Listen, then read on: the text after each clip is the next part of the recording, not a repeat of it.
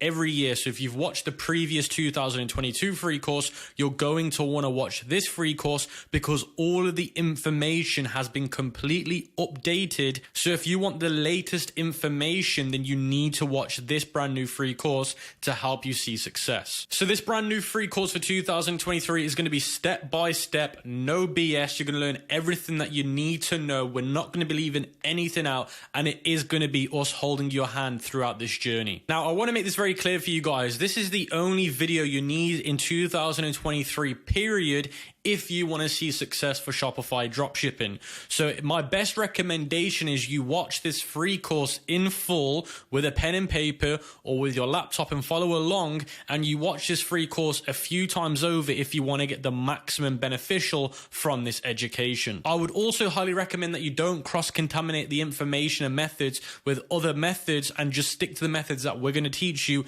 in this free course if you want to see the best results possible. Now, I can confidently say that this free course in this video is going to be better than any course by any guru that are charging between $1,000 and $5,000 for their course.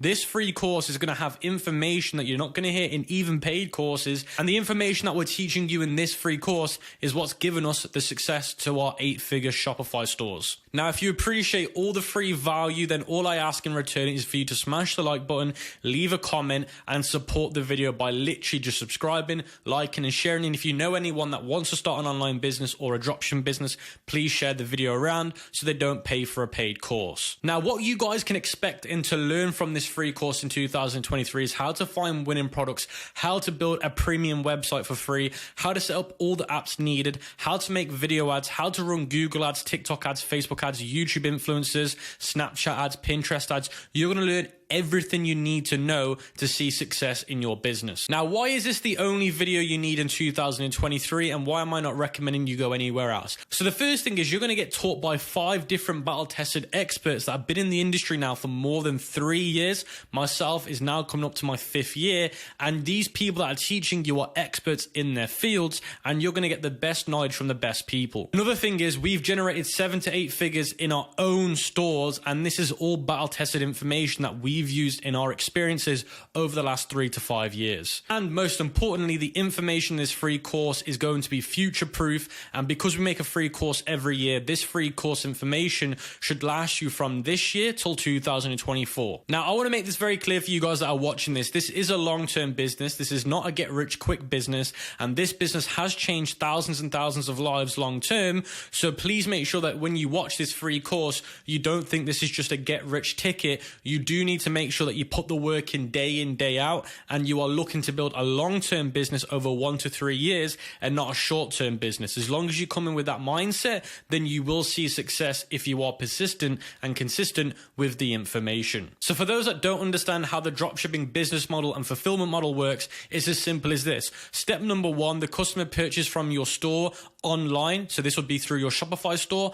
Then the order is forwarded to your supplier and you pay for it, and then they ship it directly to your customer on your behalf. So you don't need to hold the inventory. You don't need to risk inventory. You only pay when you get a customer. So this is why it's so helpful for beginners to use this business model, because you don't need loads of money and it's going to reduce as much risk as possible. So how much money and how much cash flow do you need to start a dropshipping business in 2023 with the information we're going to teach you in this free course? Now, I would always say you're best off with starting with around about $2,000, $1,500, but the more the better, because it's going to give you more opportunity to spend on advertisement platforms and reinvesting into the business. You also need to top this up by $500 to $1,000 a month on a monthly basis. Now, I would highly recommend that you have a consistent cash flow coming in to better your chances of success. So if you have a job, that's great, but if you're not making enough money from your job to give towards this business, I'd recommend that you get a side job or an extra little work shift, because the more you can give to this business in terms of cash, the more likely you are to see success. Now, if you limit the cash that you've got, then the less chance there is going to be of success. So what are the dropshipping costs in 2023 and for this free course? So your Shopify plan is going to be $1 for 3 months, and then after the 3 months, you'll be paying $29.99. Now, normally you get a 14-day free trial, and then it's $29.99. But if you use my exclusive VIP link in the description and in the cheat sheet, you can get 3 months for $1 instead of paying $29.99 after 14 days, and then from there. So you're going to be getting it for 3 months for $1, and then you'll be paying $29.99. Now, this offer has never been seen before in the Shopify history. I've been here for 5 years. I've never seen anything like this. So make sure you take advantage of this whilst it lasts. And if you're watching this video after 8 months of it being released, it might not be available. But if you use my exclusive link, there'll be the latest offers and deals through that link.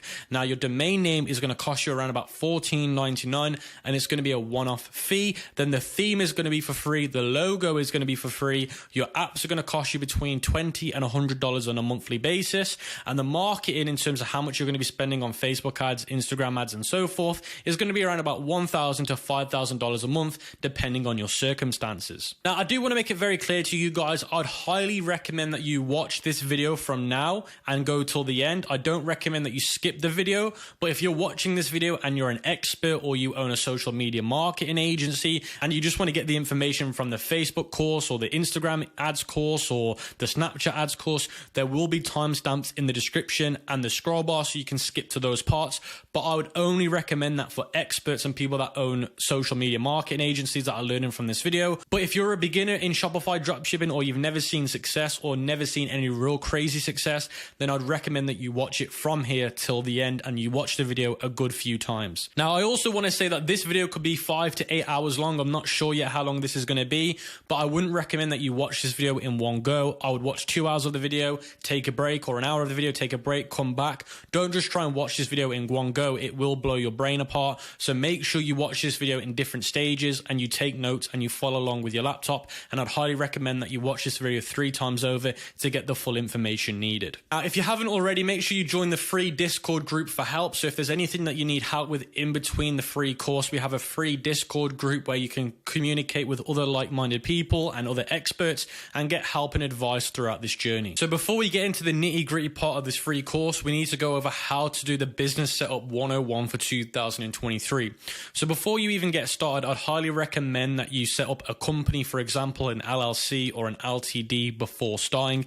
And I do want to make it very clear that none of this is financial advice or none of this is legal advice. This is just what I would do if I was to start all over again. Make the company name the same as your store name and keep everything congruent. Now, the reason why we're advising you to keep everything congruent is because when you verify your business manager for your ads and other platforms like your payment gateways, they would like to see everything match like the names and the store names. So if you do that, then you won't get into any issues. I'd also recommend that you get a company bank account and credit card, because with company bank accounts and credit cards, you get higher limits, higher withdrawals, and better fees on exchanges and other benefits that I'd highly recommend. Now, I'd also recommend that you speak to a local/national accountant before you even start. So if you're planning to do Shopify dropshipping, let's say, for example, you live in Germany or you live in the US and you plan to sell, let's say, to the European market or the e-packet countries, before you even start, you need to speak to your local accountant about how import taxes work, how your taxes will work as a business where you're operating from.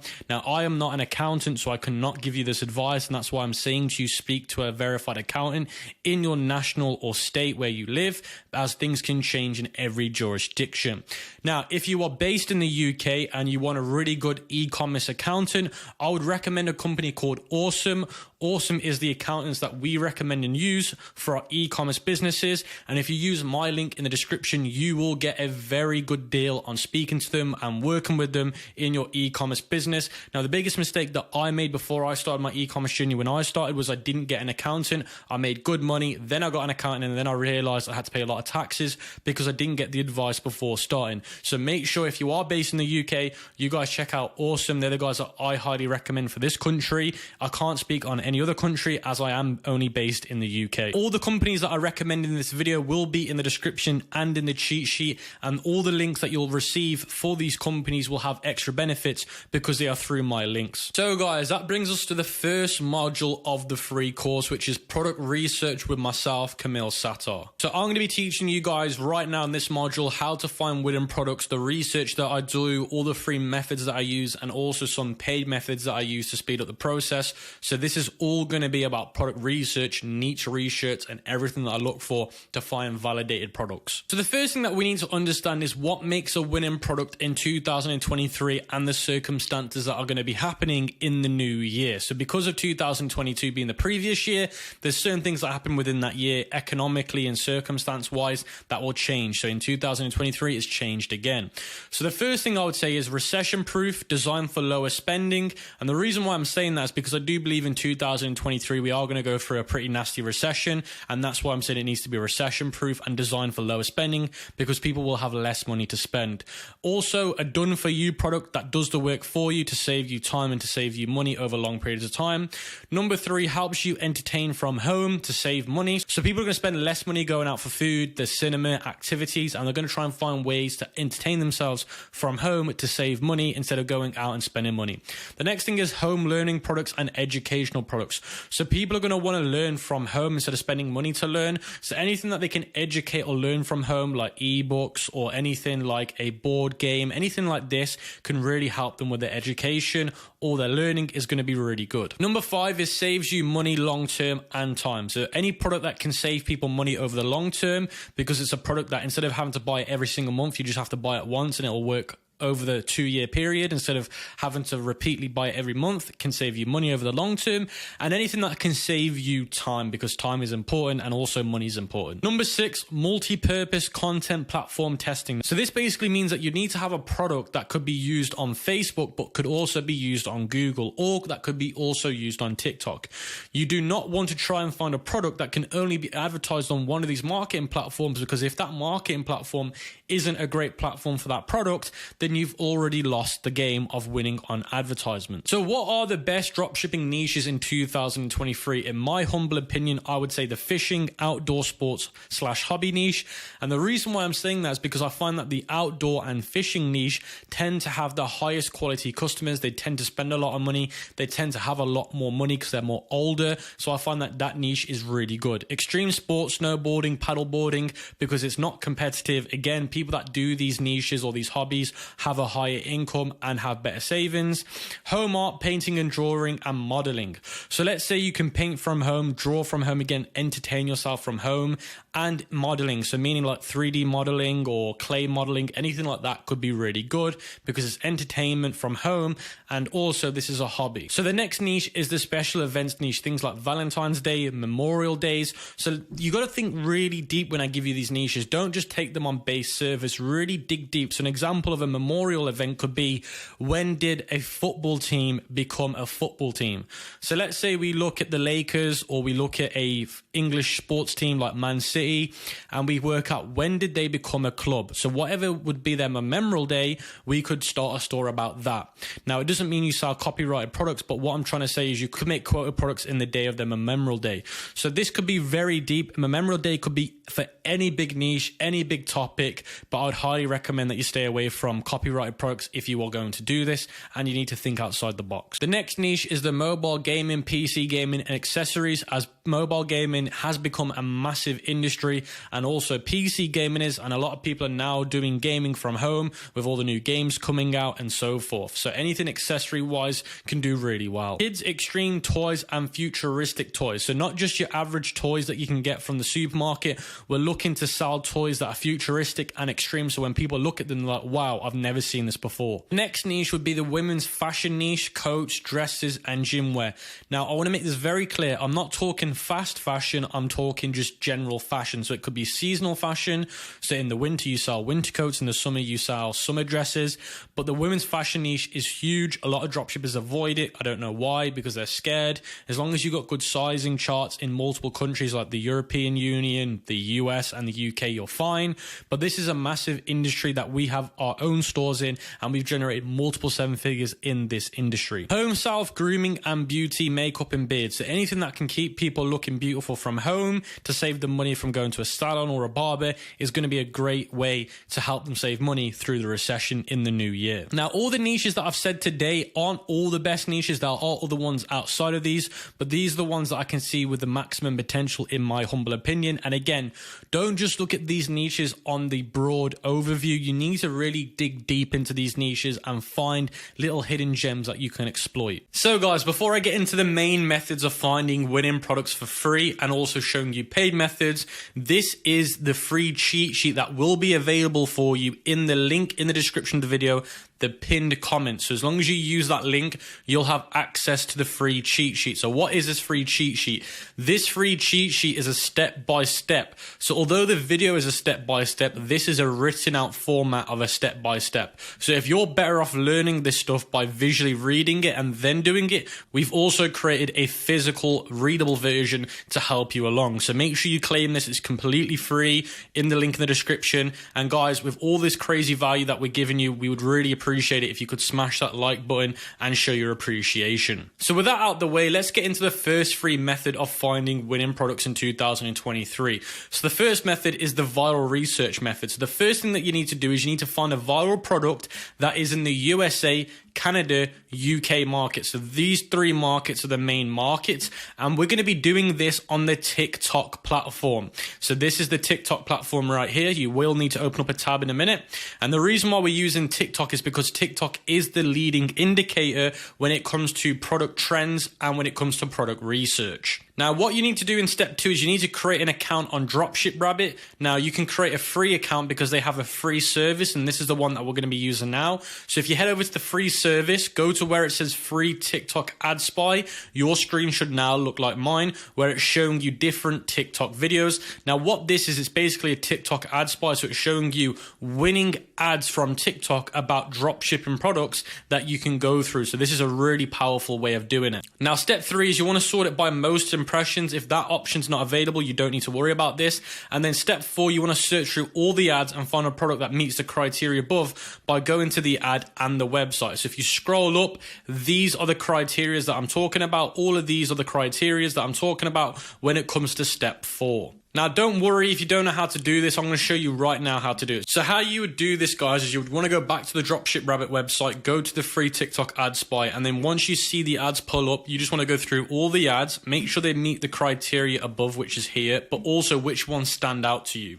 So basically, when you watch this, when you see the video play, which video stands out to you? And if they're not playing, just click to play them and see which video gets your attention. So I'm going to scroll through all of these till I find a thumbnail or a title or a video that actually stands out to me, because you want to be able to buy or look into a product that naturally stands out to you. So this one here stands out to me. This is quite a good video, so I'd want to click that. You'd also want to keep scrolling down. Don't be shy to scroll as much as you want till you find a video that actually grabs your attention. So guys, I found this video that stands out to me from heatvio.com, and this video stands out to me because it's a women's fashion product, and these do really well on TikTok because the niche on TikTok is massive. So I feel like this is a great product, and because people tend to shy away from fashion, so I'm very intrigued in this product, and it's an easy product to promote through influencers as well. So because I've liked this product, what I want to do is I actually want to go to the profile. So after you click view profile, it'll take you to their profile. It will have their website in the description so you can have a view of it, and you can also see other videos of the product. Now, step 5 says once the product meets parts of the criteria above, search for product on AliExpress to see if it's available. To find the product name, see how the competitor is naming it on their website and in their TikTok videos.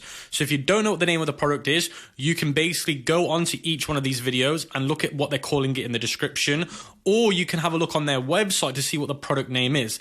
Now, it's very easy to work out what this product is. It's like a fur tie. So the fur fur inside, and then it's meant to look like tights. So I'm literally going to go to AliExpress and type in fur tight, and you can see the products coming up. Here's one of them, and here's one of them. Now we're only looking for the ones that have got reviews. So what you can do is you can highlight this here, and it'll only show you the product with the reviews, because you do not want to find a product that has got bad reviews. Now I want to make this incredibly clear. We are not using AliExpress to source the product or use as a supplier. We are only using AliExpress as a data dictionary or a data index. It's just here for us to help to find the product and for us to find out how good the quality of the product is. So you can see here I found one seller, and if we open this seller up, they've got 520 orders.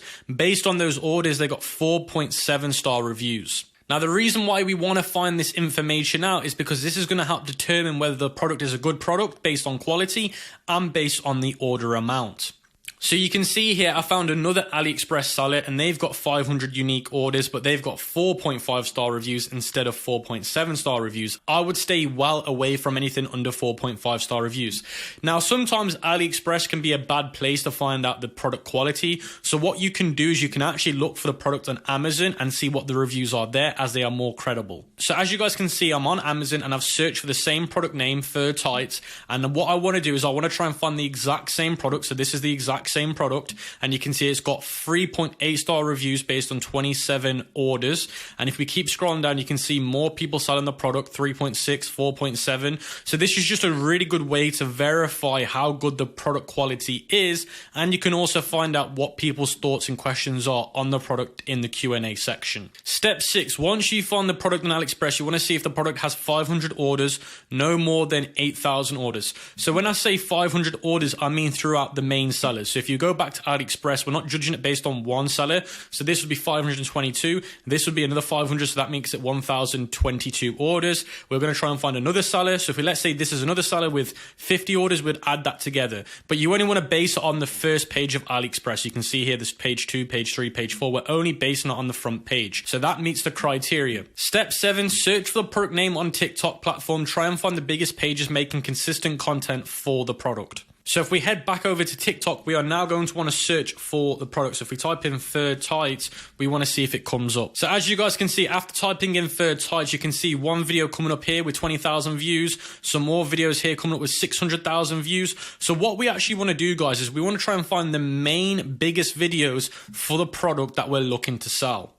Now, you're going to have to do this based on loads of different keywords. So if you type in the keyword, you can see there's going to be some suggestions. So here's one, furry tight pants. So let's see what comes up under that keyword. So you can see under that keyword, not much is really coming up relevant to the product. So as you guys can see, I've typed in furry tights instead of fur tights, and there's a few different videos coming up that I didn't see before. We've got this video here with 303,000 views. Now, step 8, read the comments and see what they could do better based on the feedback. So what you want to do is, based on the different keywords you've used to find the most popular what you want to do is, based on the different keywords you've used to find different popular videos of the product. So I'd say about 3 to 5 different keywords to find that product. You want to look at the most popular videos like this one, read the comments and see what the feedback is, and incorporate that when you come to sell the product if you're going to pick the product that you're looking for. So guys, that was method number 1, and this is a free method to do so. Now, you don't need to do this based on the first product you find. I'd highly recommend that you use this strategy on loads of different products till you find the best one, and the best one will be based on all the different metrics that I mentioned in the free cheat sheet, and based off the information you're going to get from TikTok based on views. So let's say the views on here are not great. So you can see here, there's nothing crazy when it comes to views. We're seeing a couple of 100,000. Let's say you find a product that gets loads of millions of views on TikTok, then that would be the better products. There's more demand for the product. So let's go over method number 2, which is broad niche scalping. So step 1, go back to TikTok. Step 2, these are the best niches to find products on TikTok using this method. Now, these are the ones that I like, but you can also incorporate the niches that I've mentioned here as well, guys. Don't worry, you can also use these ones. Step 3, search for keywords like summer dresses, summer shoes, kid toys, dog, cat, bed, beauty tools, makeup brush, earrings, bracelets. Now, in my instance, I'm going to use the keyword board games, because one of the niches that I've recommended this year is going to be home entertainment games or board games. So you can see here, I've typed in board games, and you can see there's loads of different videos coming up with millions of views, hundreds of thousands of views. Step 4, search through all the videos, try and find the videos with the most views. Step 5, search for the broad name of the product on AliExpress to see if it's available. It doesn't have to be the exact same product. So as you guys can see, once you've typed in the keyword, you just want to go through loads of these different videos, and whichever video's got the most views, so you can see here, this one's got 3.7 million views. This one here's got 2.6 million views. What you're going to want to do is you're going to want to watch these videos with the most views based on your keyword niche, and then once you find the video, you're going to try and look for that product or something very similar to that product on AliExpress. So you guys can see I've gone to AliExpress and typed in board games. Now this is just to speed up the process of this video, but in your instance, you'd be a lot more niche down to whatever video and what product's being featured in that video. So for example, I could do card board game, or I could do fish board game. But for just to save time, I've typed in board games and I've sorted it by reviews. That way I'm only seeing good quality reviewed based board games. Now, once you've done that, you just want to scroll through these and look at the board games that are coming up or whatever product's coming up based on your keyword. Step 6, once you find the product on AliExpress, you want to see the product to have at least 1,000 orders. So let's say, for example, we're going to be selling this product or this product on AliExpress. What you're going to want to do is you're going to want to research for this product on AliExpress. Because remember, we've searched board games in, but that's not this product. So this is a Toro card game. So then we'd search for Toro cards again, and then we'd see how many sellers there are for this product. And we want to try and see if they've got 1,000 orders combined. So this is method number 3 of the free method. So it's called the brand research method. And again, this is based on TikTok as they are the leading indicator. So step 2, search for big brand names in the niches below. For example, Pandora, Pretty Little Thing, MAC Makeup. And again, these are the niches that the brands that you're going to want to search. So again, this brand here, Pretty Little Thing, would go under the fashion niche. Makeup would go under the beauty niche. And then Pandora would go under the jewelry niche. Again, you can use the niches that I've mentioned here as well. You don't just have to do the ones that I've put here. You could do gaming. If you are to put gaming in here, you could put Razer or you could put Alienware underneath it. Now, if you don't know what the biggest brands are in these industries, what you can do is go to Google. I've typed in biggest women's fashion brands US because I'm looking for the US market. And then what you can do is you can go on some of these articles, or you can go to images and look at what images are being shown on the logos. You can see here a few logos: Fashion Nova, Forever 21, H&M. So I'm going to go back to TikTok and I'm going to type in Fashion Novo. So you guys can see here, I've typed in Fashion Novo and it's coming up with all of these different videos with 1.9 million views, 12 million views. You can see here loads and loads of views. This is really, really popular. Now, what we're going to want to do is once we've done this, we're going to want to watch the video, try and work out the name of the product. Now, in my example, again, this is fashion, so I'd have to try and find the fashion version of this. You're going to want to watch all of these videos, especially the ones with these massive views on them, and you're going to want to try and see if you can find an AliExpress or dropshipping alternative to that product that's being featured in these really popular videos.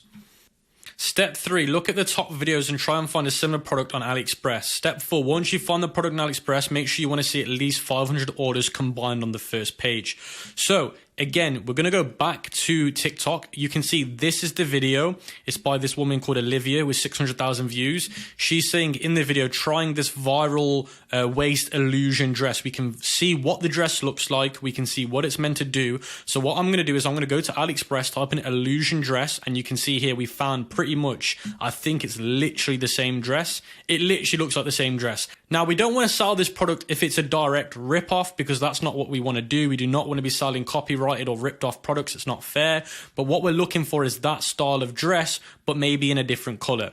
So now I've typed in waist belt dress, and I'm going to look for other similar dresses. And again, you can see this one coming up.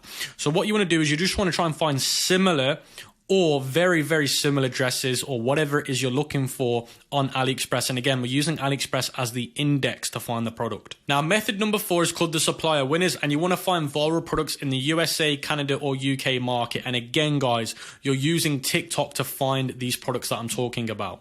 Now, step 2, once you've found a hot product that meets the criteria, find the suppliers for the product with the most orders on AliExpress. Now, just to show you guys how I do this step by step, I'd go back to Dropship Rabbit and I'd either use their paid version or their free version. I'm going to go back to free TikTok ad spy. I'm going to scroll down and look for another product that I like the look of. So let's say, for example, I like the look of this product. I'm going to click view profile. You can either do that or you can look at the image or thumbnail of the video and work out what the product is. Now, this is a flame humidifier just by looking at it. So I'm going to go back to AliExpress and type in flame humidifier. And as you guys can see from me just searching the name of that product on AliExpress, I've literally found the exact same product. Now, once you've done that, you're going to want to try and find the supplier with the most orders. So this supplier here has got 5,100 orders. So we're going to try and find another supplier that's got more orders than him. This one here has got 10,000. So this would be the biggest supplier, and then it'll be this supplier here. So now, once we found the most ordered amount of suppliers, we're then going to want to send them this script here. And again, you're sending the script to the 3 to 5 best suppliers based on orders. So the script reads hello supplier's name. So you need to find out what the supplier's name is and then add it here. And how you would find the supplier's name is by going to the supplier's product page on AliExpress, scrolling down, and then it says here the actual brand's name. So this is the name of the supplier. So you would add it in here, and then it says hello, my name is, and then you put your name. I'm a professional drop shipper. I see you're the best supplier for the product. I want to drop ship it. I am wondering if you know any other products in this niche that are doing well right now for other drop shippers. I'd love to work with you on a new drop shipping product. I look forward to hearing from you. Thanks for your time. So what you're trying to say here is, I'm not interested in selling this flame humidifier because it's overdone, it's oversaturated.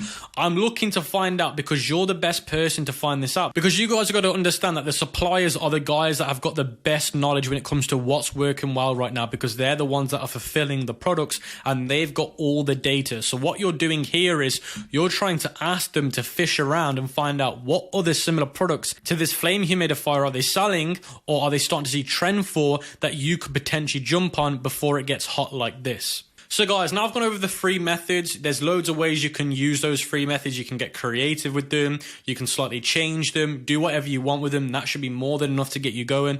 But let's say you want to use some paid methods to speed up the process and to give you some more precise, better products. Then you can use the Dropship Rabbit paid option. So that was the free option. So their paid option gives you winning products, and these are products that they pick based on the criteria that I've mentioned before. And once you go through the list of these products, once you click on ones that you like, it will give you the selling price, it'll give you the Google Trends data, it'll give you the AliExpress link, the Banggood link, the CJ dropshipping link, it'll give you a description, it'll give you the target audience, it'll give you everything you need with each one of those products to help you speed up the process of getting it onto your store. They've also got an Ad Spy Pro tool where you can search by certain keywords, you can change it by dates, you can filter it by Facebook or TikTok or both, you can change it based on the likes and the limits and the comments. So this is a great way to really scrape in the best products on the paid advertisement platforms, and this can be really powerful to speed up your process when finding the most profitable ads being ran for certain dropshipping products. They've also got a really cool audience builder feature where basically, let's say you want to run paid ads for one of the products that you're selling, you can select the niche that your product's in, and then it will give you interests or topics to use when you want to use Facebook ads or TikTok ads to find an audience. So there's one last paid tool that I'd recommend that you guys take a look at. It's called Saturation Inspector, and this is going to help you find your winning products and to come to a conclusion that the product that you're going to be choosing is a solid product. So all of those product research methods that I've just shown you, this is going to work for every single one of them. Now, Saturation Inspector is a Chrome extension, so you can see here on my Chrome tab, it's showing a Saturation Inspector.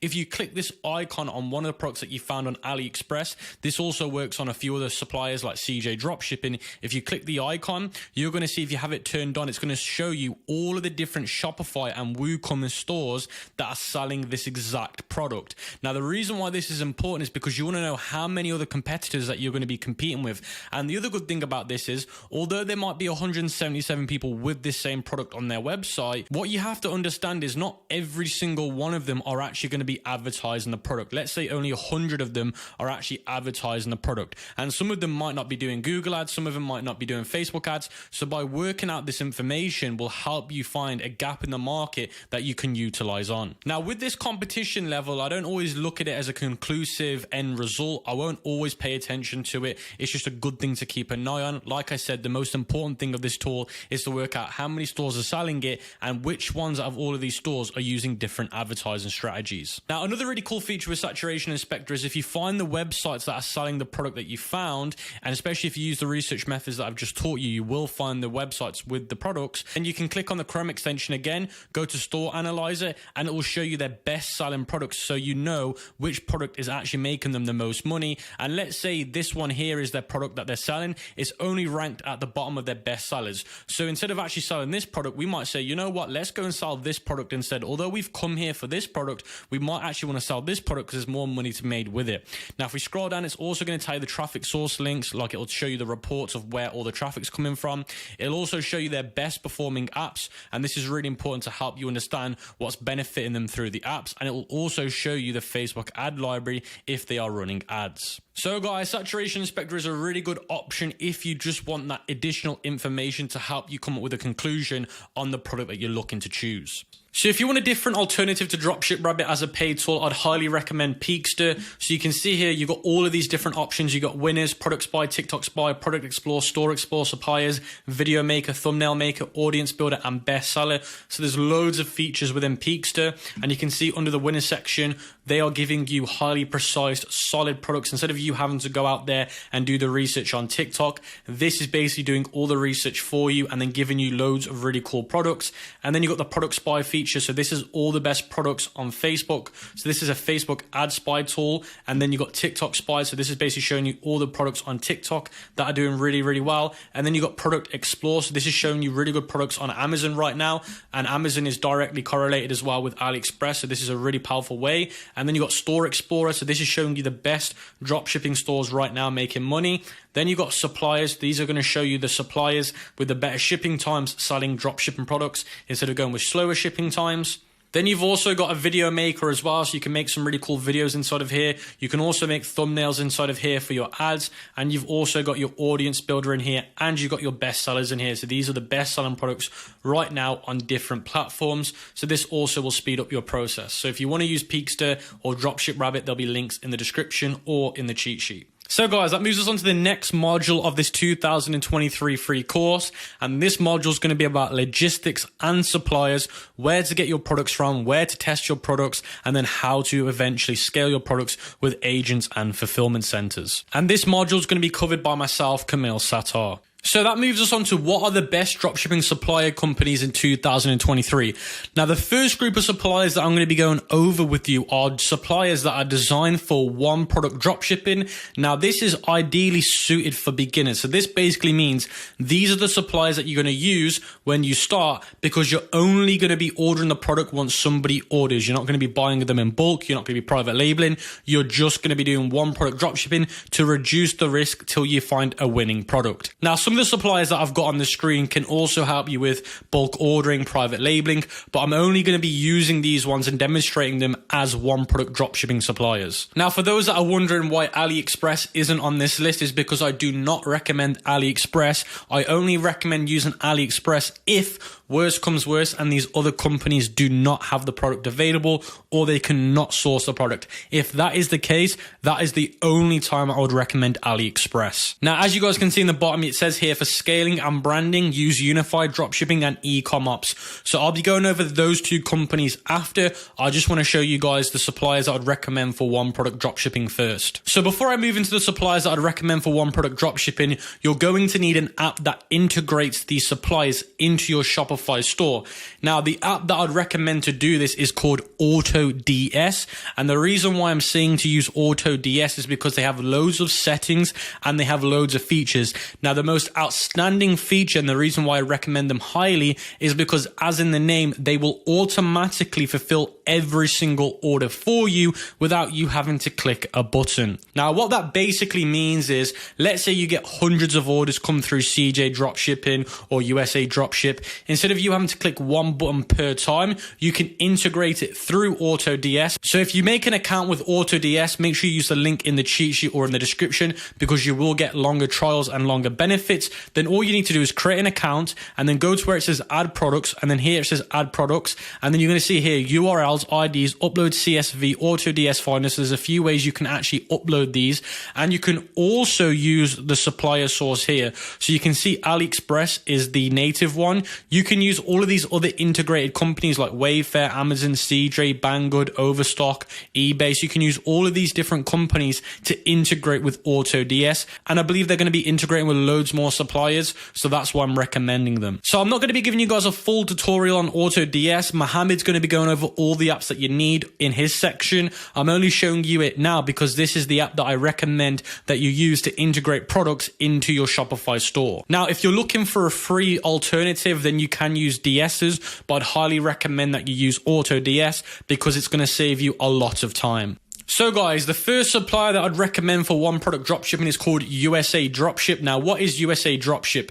USA Dropship is a company based in China, but all the employees that work for them are USA native, meaning that they speak fluent English, they're American, so you're going to be able to get really good customer service out of them. They've got 10 years of experience, and you can see here, these are the shipping lines that they work with: United States Postal Service, FedEx, UPS, and Union Express. So these are the companies that will give you the fastest shipping times for dropshipping. You can also see here a few more benefits about using USA Dropship, like brand building, automatic fulfillment, after sales service. So all you guys need to do is sign up for free by using the button in the top right section, and you can also contact them on WhatsApp and Skype if you need their help, which is really good. Now, once you've created an account, it will ask you to integrate it with your Shopify store by just pasting your Shopify website URL in there. So you guys can do that once you've got your Shopify store. Now, the next thing that you need to do is you need to go to where it says sourcing, and then you're going to see here where it says sourcing AliExpress products. So you want to click that button, and then once you've found a product on AliExpress using the product research method I've given you, you just paste the link here, and then it says here ships to. So you want to select the three main countries, which will be the United States, it'll be United Kingdom, and it will be Canada. Now, where it says fill the products one variant to get a quote, all you need to do is go back to your AliExpress link that you've used to find the product as an index, and once you find the variant that you want to sell, let's say I want to sell the black version of this and I only want to sell it on a US plug, then you're going to come here and type that in. Now, let's say the product comes with all of these variants and you want to sell every single variant on the listing, then all you need to do is put in here all variants. Now, once you've done that, you can submit a quote, and then your screen should look like mine. It should show you your sourcing URL with the link to the product from AliExpress, the image, and then the status should be please contact your sales agent. So this basically means that the status is pending because they're going to get you a quote. So what will happen is after around about 24 to 72 hours, you'll get a quote from USA Dropship on how much it will cost to get the product, including shipping and the shipping times that it will be to get to your customers based on the countries that you've picked. Now, if you just want ready-to-go products that you can import straight away from USA Drop, then you can go to their winner section, and all these products here that say buy USA Drop mean that they've got them in their inventory and they can actually integrate it straight away, and you do not need to get a quote because they've already got the product available, and all the pricing will be available here. So you can see it tells me straight away USA quote is going to be $25 for this product. So something else that's really important for you guys to understand is when you sign up, you're going to be on the basic free plan because it's completely free, but that limits you to only 3 quotes a month, 3 products a month. But if you go for one of their higher tier plans, you can see you're going to get 30 quotes, or if you go for their premium plan, you're going to get unlimited quotes, and it just gives you a better service. Now, I'd recommend that everyone starts on the free version, and if you need the higher tier versions, do be sure to upgrade because it will give you more products. So guys, the next supplier that I'd recommend is Zendrop. Now, as soon as you make a free account with Zendrop, this is what your dashboard should look like if you go to where it says find products. And you can see here, you can find products that ship directly from the US. You can shop trends, you can shop tech, or you can shop pets. Now, if you scroll down, these are all the products that are going to be fulfilled by Zendrop. Now, this is really important for you guys to understand because if it doesn't say fulfilled by Zendrop, then that basically means Zendrop hasn't got the product in their services and in their warehouses, and they're going to have to find the product from a different supplier, then fulfill the product. So this is the same thing with every supplier. Every supplier will say they can receive a product for you, but if it's not being fulfilled by them directly, that means it's going to take extra lead time because they have to find the product from another supplier. So as long as it says fulfilled by Zendrop or whatever company that you're trying to fulfill it from, then that means the shipping times should be a lot quicker and the processing times. So if we take a look at one of the products fulfilled by Zendrop, you can see laser angle meter casting tool. You can see this is the product, and you can see the shipping lines right here. So US regular is going to take 10 to 15 days, which is $5. And anything that charges you for shipping, always add it into the product price. So you can see here the product price is going to range from 14 to 22. So we would add that cost into the product price and make the customer pay for the shipping by adding it into the product cost. So the customer thinks the product is the same price, but it's not, because you're adding the shipping cost into the price. That way they're going to think it's free shipping, because you should always offer free shipping. And you can see that these shipping times are very modest. They are 10 to 15 days, but that is extremely fast considering it's one product drop shipping. And you can see internationally it's $7 for the same shipping time, which is really good. And you guys can see here, you can also get a quote as well. So if they haven't got anything that's on their website, you can quote to see how much it's going to cost you for them to get it in. So let's say you found a product on AliExpress, but they don't have it on Zendrop. You can ask them to source it in depending on the demand, and they'll get back to you saying if they can do it. So if you guys can't find a product on here directly through their Find Products, you can import it through AliExpress. But you guys do need to read the terms of service on this, because it doesn't guarantee that they're going to get fast shipping times. Because like I said to you before, unless it's being fulfilled by the company you're going to, then the shipping times might not be as quick as 10 to 15 days, because it's not being directly fulfilled through Zendrop. They're going through a third party. Now you might be saying to yourself, well, why would I import it through Zendrop instead of going directly through AliExpress? Because if you do it through Zendrop or any other company, they're going to make sure that the warehouse that they're getting it from is the best warehouse or the best supplier.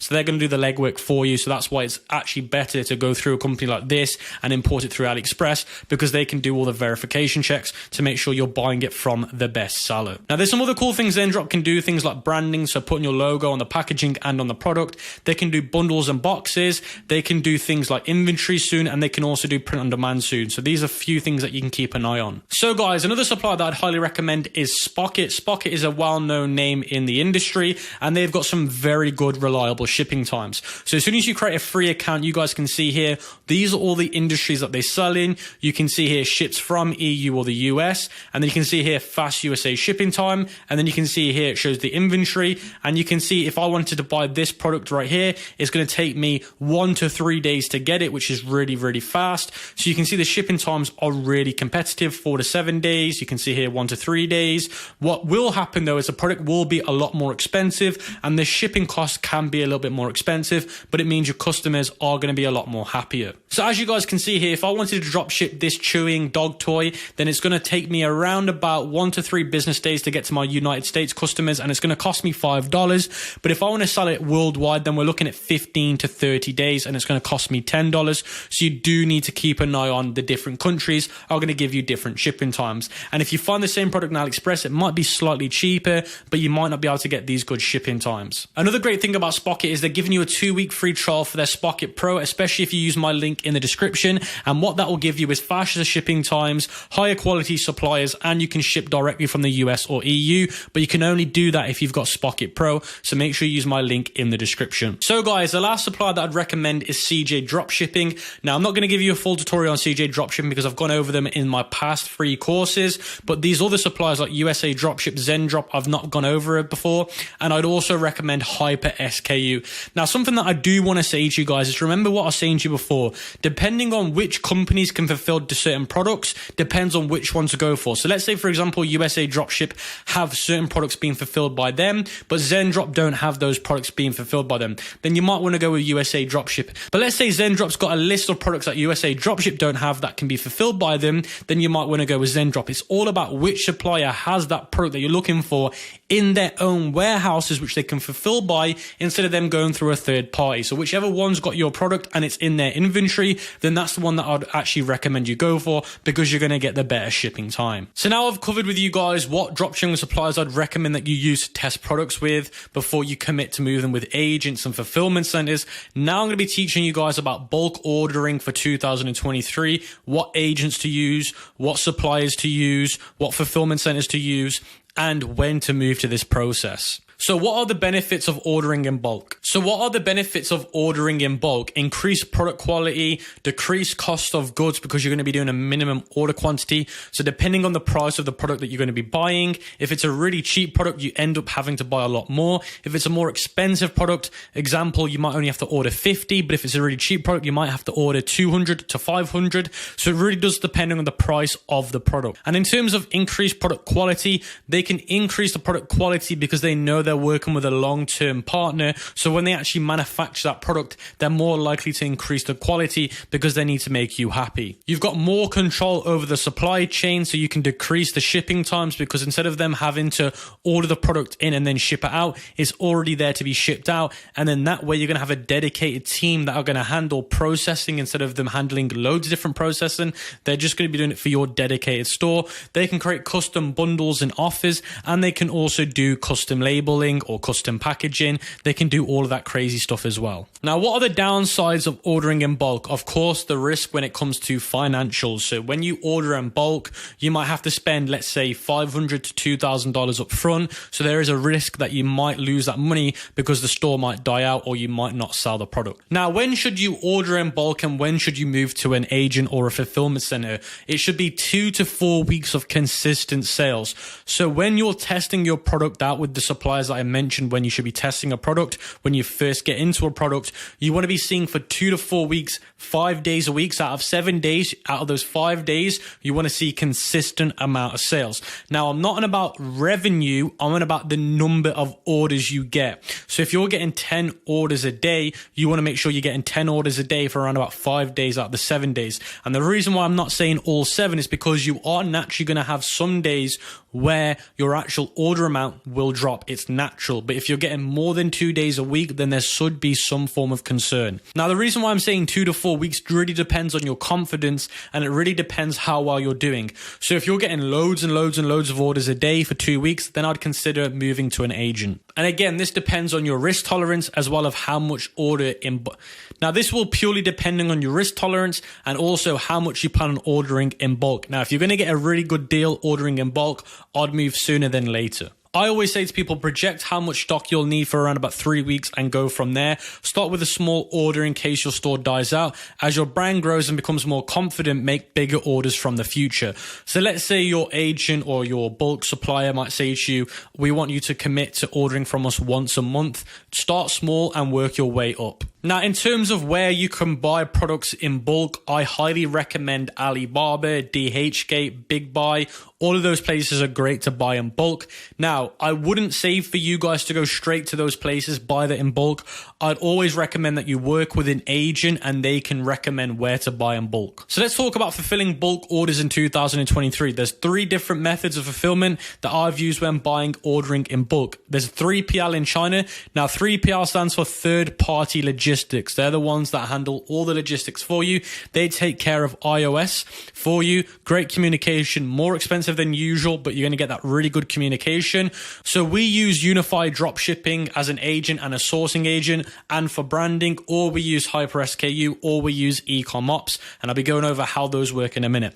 Then you've also got a private agent and a warehouse. This is pretty much the smaller version of a 3PL, and this comes with great communication, a bit cheaper, can take care of iOS, in-house fulfillment, fulfilling my location, fulfill control and supply chain, faster shipping around about 3 to 5 days, easy to create different bundles and offers, doesn't take that much time, and a lot cheaper than a 3PL in America. Now, guys, when you work with 3PLs, again, third-party logistics, you can have them in China, you can have them in America, you can have them in Canada, but do bear in mind that if you do it outside of China, it's always going to be more expensive. You are going to get better communication and slightly faster shipping, but in my opinion, I would start with 3PLs in China, and if your brand really does well, then move into the US or whatever country is your biggest country when it comes to sales. So if the biggest sales come from the UK, do a 3PL in the UK only if your brand's doing really big numbers. So guys, I want to quickly show you the agent that we're using for our dropshipping and e-commerce brands, and I'm going to show you the proof that we're using them in a minute.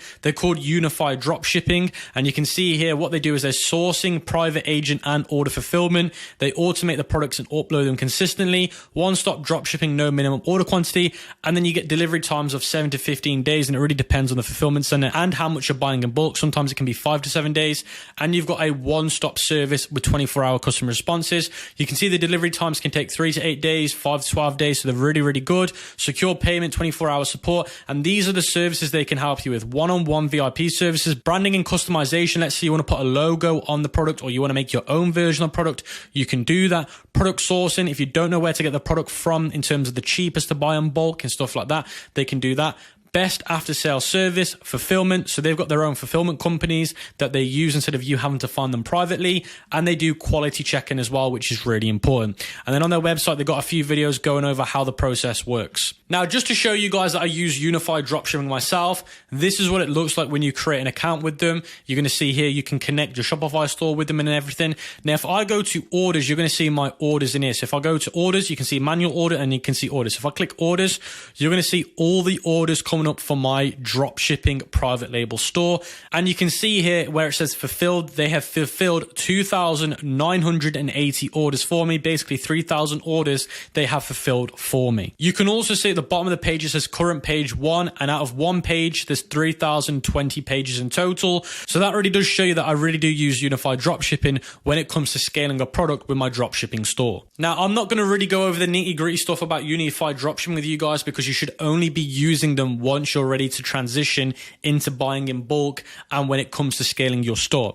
And when it comes to the fine details, it all depends on certain stores. Your store will be different to mine. So that's why I'd recommend when the time is ready, you go to unified dropshipping, you arrange a call with them, you onboard to see if you're ready for them to be a client. And that's why I'd recommend that when the time is ready for you to do this, go to unified dropshipping, contact them, get on a call with them and see if it's a good fit for you at that time.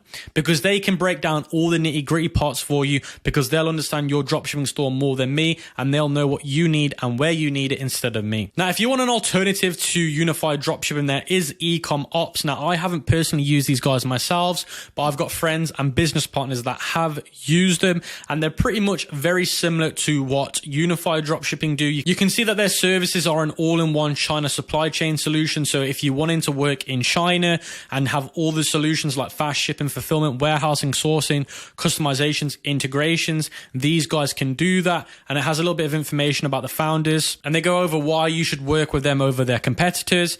And then it goes over the solutions that your business might need. So yeah, if you guys want an alternative to unified dropshipping, then these guys are really good. And I've heard great things from them from very credible people. So guys, that's pretty much it when it comes to fulfilling orders in bulk in 2023. That's how it works when it comes to transitioning from a traditional dropshipping store into a buying in bulk store and working with an agent.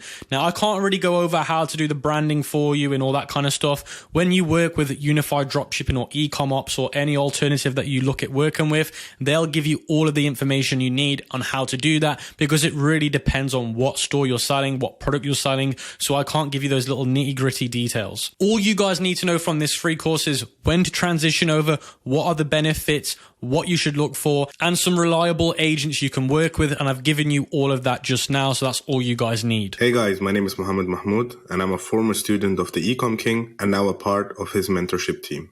I'm dropshipping for 4 years now and I'm in the process of building my own brand. In this section, I'm going to show you how to create your store design. Here's a little overview over the topics that we're going to have a look at. So we're going to have a look at how to create a logo, how to choose a banner, how to create GIFs, and the platform that we're going to use is Shopify and the team is the Refresh team. So the pre-building checklist that we're going to have a look at is how to choose brand colors, how to choose a domain and create a logo, how to create the policies, how to create pages, and how to create the content of our product. So in my stores, I usually keep the colors of my store simple and clean. So I start with black, white, and a third additional color. Here on the right side, I've made an overview how colors are perceived by our customers. Depending on your product, you can just check here as an inspiration the colors that we have listed here and then choose the color that you would like.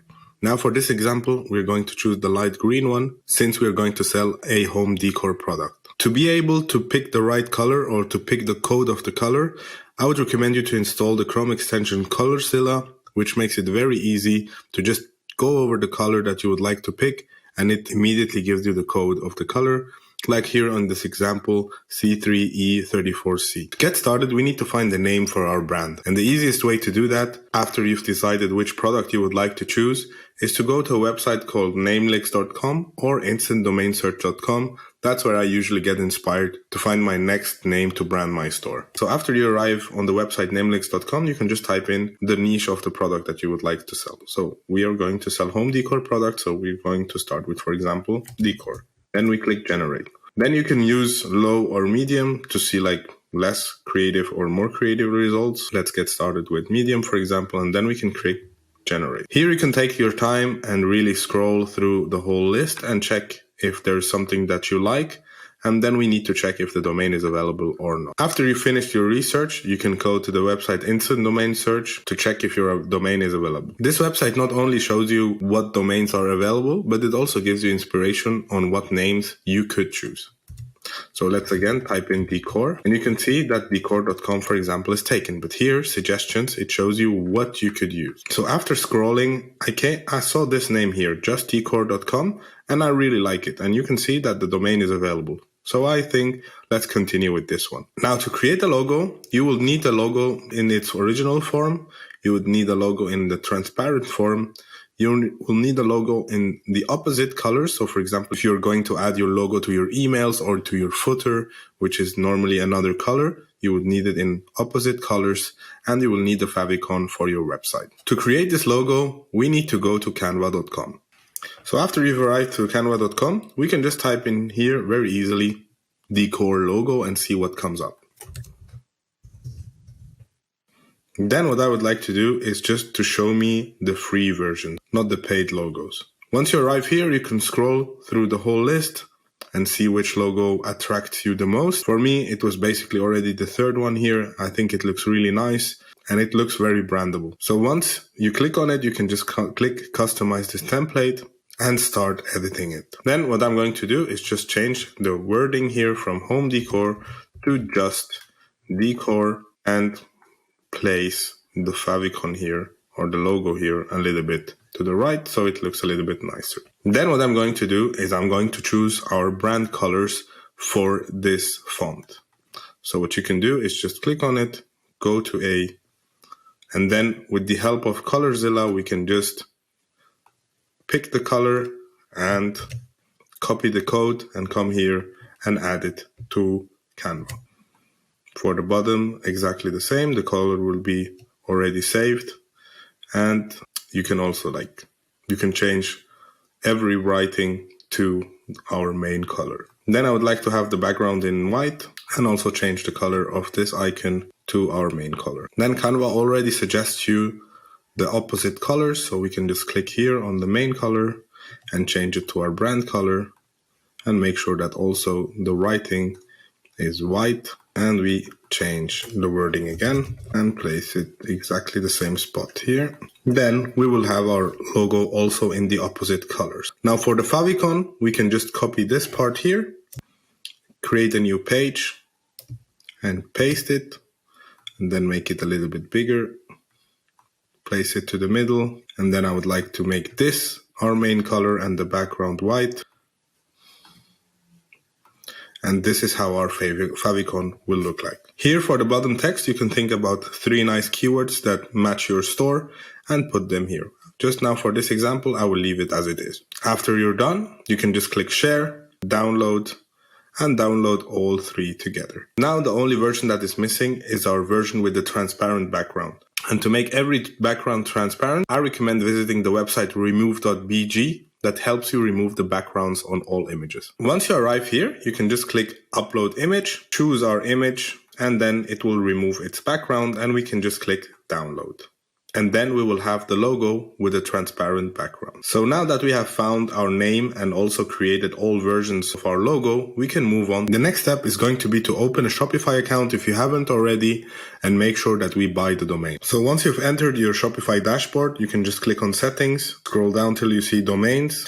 Another great tool that we are using is Hostinger. Hostinger is one of the most affordable shared hosting platforms out there. They offer different kind of hosting. They have web hosting, cloud hosting, and WordPress hosting, and they even have a website builder on their platform. They're also offering VPS hosting, and you can even make your email here and claim a domain. Web hosting is their main and most affordable offer that they're giving. And here you can see that they offer us a free domain name if we do our hosting with them. So here, the first thing we're going to do is just going to type in our domain name and click search. Once you're here, you can see that the domain is going to be free. Then we just add it to cart. And here you can see the different web hosting options that they have. You can either choose premium hosting or business hosting. It just depends on which stage of your business you are. But for this example, we're going to go with the premium version that allows us to do hosting for up to 100 websites. We get a free email. We get a free domain. And they're also offering us great service by offering us unlimited security. Once you click select, we can go with the yearly plan where we only have to pay $2.99 per year. And if you scroll down, you can see that we are getting $108 discount. Getting a free domain and all the hosting for 1 year costs us only about $38.64. So to sum up again, you will get a free domain and a free email. So for example, if we want to create a customer support email that's called contact@justdecor.com, you can do that here on Hostinger. Once you've made the payment, let's have a look at the dashboard. So once you log in and have a look at the dashboard, you can see that the interface is modern and easy to use. You have everything you need in one location. So you have the hosting, you have your emails, domains, the VPS, and the billing information all on one place. Another important thing for a great hosting platform is their customer support. And once you're here, you can describe your issue. And if you can't find a solution to your problem, you get access to a live chat with a representative. You will have very short waiting times, and they also offer multilingual customer support. So if you're just getting started, it's very important that you have a responsive customer support. Another important topic about Hostinger are the loading times. If your site takes over 3 seconds to load, visitors will most likely click away. That's why a fast loading time on your website is very important. If it takes more than 3 seconds to load, you can say that around 30% of your visitors will just click away and abandon your website. And given that Hostinger has service in USA, Asia, and Europe, that shouldn't be a problem for us. And we should have very fast page loading times. So yeah, that's everything you need to know about Hostinger. So if you want to get started with an affordable hosting platform, we totally recommend to use Hostinger. You will even get a free domain when you choose the premium plan and also get a free email. Once you have bought the domain and connected it to your store, the next step is going to be to prepare our product description that will help us to work on our store design later on. So here you can see the product description that I have prepared for my product, for this levitating plant pot, and potential pictures and a GIF that I would be using in my store. In the first part, you can see that I have a catchy headline. For example, like here is some science-inspired magic for your home or office. And then I'll be talking about the product and its benefits. I usually try to explain it in an interesting way and also very importantly, explain how the product works and give them a step-by-step guide. As you can see in the part below, I show my customers in 3 steps how to install the product. Then I've also prepared a short description with the benefits list that I'm going to be using on my homepage. So if somebody lands on my homepage, I can grab his attention and make sure that he goes to the product page and ultimately buys the product. If you're struggling to find content for your product, like inspiring text that you can use to write your product description and also the short description, let me share some tips and tricks with you. The first one is to go to Google and type in your product name and add .myshopify.com, and this will show us other Shopify stores that are selling the product. And we're going to use this information only to get inspired and not to copy paste. As you can see, we have typed in levitatingflowerpot.myshopify.com,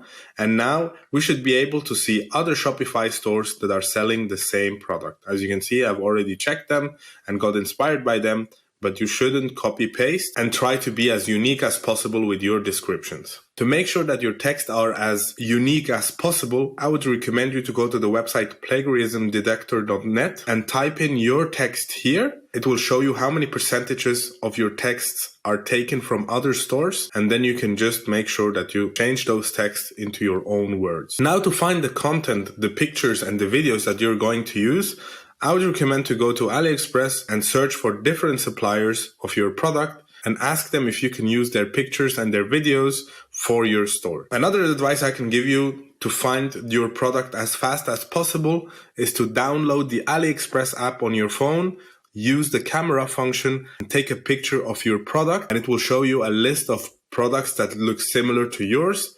and most likely your product is going to be on that list too. Now to get started, we can choose on the first supplier here, and you can check the different variants they are selling and also the pictures that they have. After contacting the supplier and getting the okay from him, you can install a Chrome extension called AliSave that allows you just to click on the icon and it will download all the pictures for you. Same here for the product pictures. You can just click again on the icon and it will download all the pictures that they have directly to your desktop. Another source to use to get inspired for your texts is to go to the AliExpress description and check how the supplier is describing his product, and we can use that also as an inspiration for our store. And if your supplier is providing you with a nice video like here on this example, you can just click on it and download it. Just click on the three dots here on the right side and click download. And again, if you want to download all the pictures that the supplier has also in his description, the AliSave Chrome extension will show you the icon here, and you can just click on it and download all the pictures from the description too. Another great way to find content for your product, like pictures, descriptions, and videos, is to go to CJ Dropshipping and check multiple, again, suppliers who offer the same product, and then you can check the description, you can check the pictures that they are showing, and also download them and use them for your store. You can just click this icon here, and then it will download the images. And also another way to find great content for your product is to go to Alibaba and also ask the supplier if you can use his pictures. You can contact the supplier here and then download the images and pictures that you would like to use. And you can also check the description down below. Another great thing you can do is go and research the benefits of having your product. So for example, in my case, what are the benefits of having home decoration items at your home? So here you can see that a beautifully decorated home is proven to have a positive effect on our moods. It is important for us to surround ourselves with things that we think are beautiful, as well as things that represent some part of us. So you can also get inspired by multiple articles here, and you can find great reasoning why your customer should buy your product and enjoy it. Now that we have great pictures and a video, let's create a GIF for our product description to make sure that our product description is more interactive and also explaining our product a little bit better. To do that, we need to go to the website easygif.com, and you can just easily upload a video here. Once you have uploaded the video, you can just click upload video and it will take you to this page.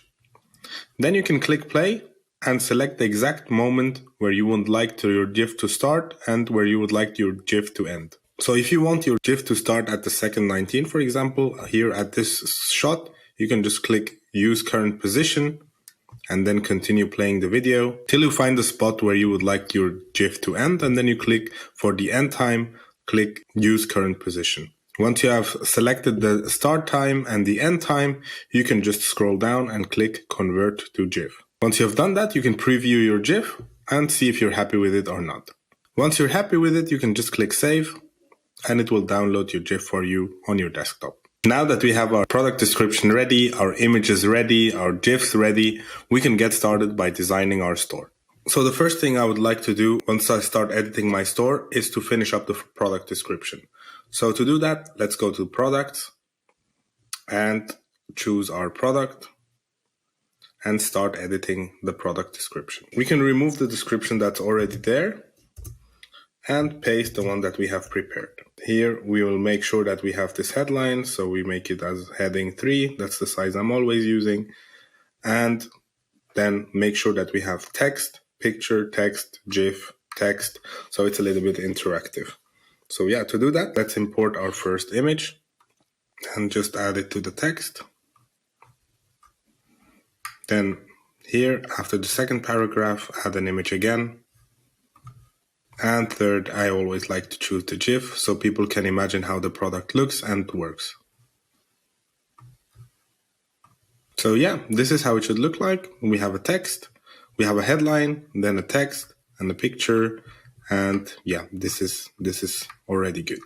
Once you're done with everything, you can hit save. The next topic that we need to talk about is the pricing. Because here down below, this is the last part that we need to finish up our product page. So to set the price, we need to check how much the product costs us in fulfillment. So if we take the AliExpress price for this product, the price is $65.99 and shipping time takes around 30 days. And another supplier that I chose as an example is, for example, CJ Dropshipping, where the fulfillment cost is $74.70, but the shipping time is around 10 days. So we always need to make sure that we have a big enough margin, because we need to calculate the fulfillment costs and also our customer acquisition cost through Facebook. That's why we need to choose a price that is allowing us to spend money on Facebook and still get customers and be profitable. Another thing you can do is also check the average market price. So if you type in again your product name on Google and search other vendors, you can see for how much they are selling it. And we don't want to choose a price that is much higher than them, because we want to either have a better offer than them or be in the same price range.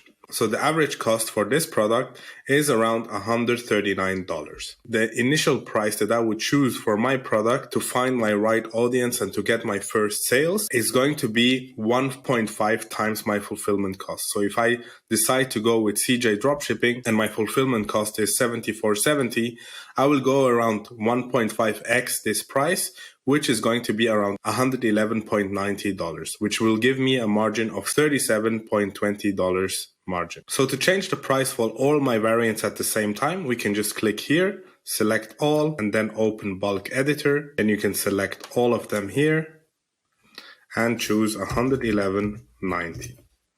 And if we want to add a compare price, so for example, if we are running an offer where we're telling our customers save $30 on our store, you can just mark all of those fields again, and then just add a price that is $30 higher than your selling price. So here it will be $141.90.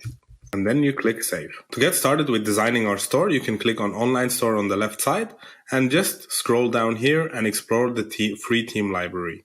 The theme that we're going to use for our stores is going to be the refresh theme, and to activate it, we will just click add. Then you need to wait till your theme is installed. Once your theme is installed, you can click publish on it to make sure that it's going to be our main theme on our store.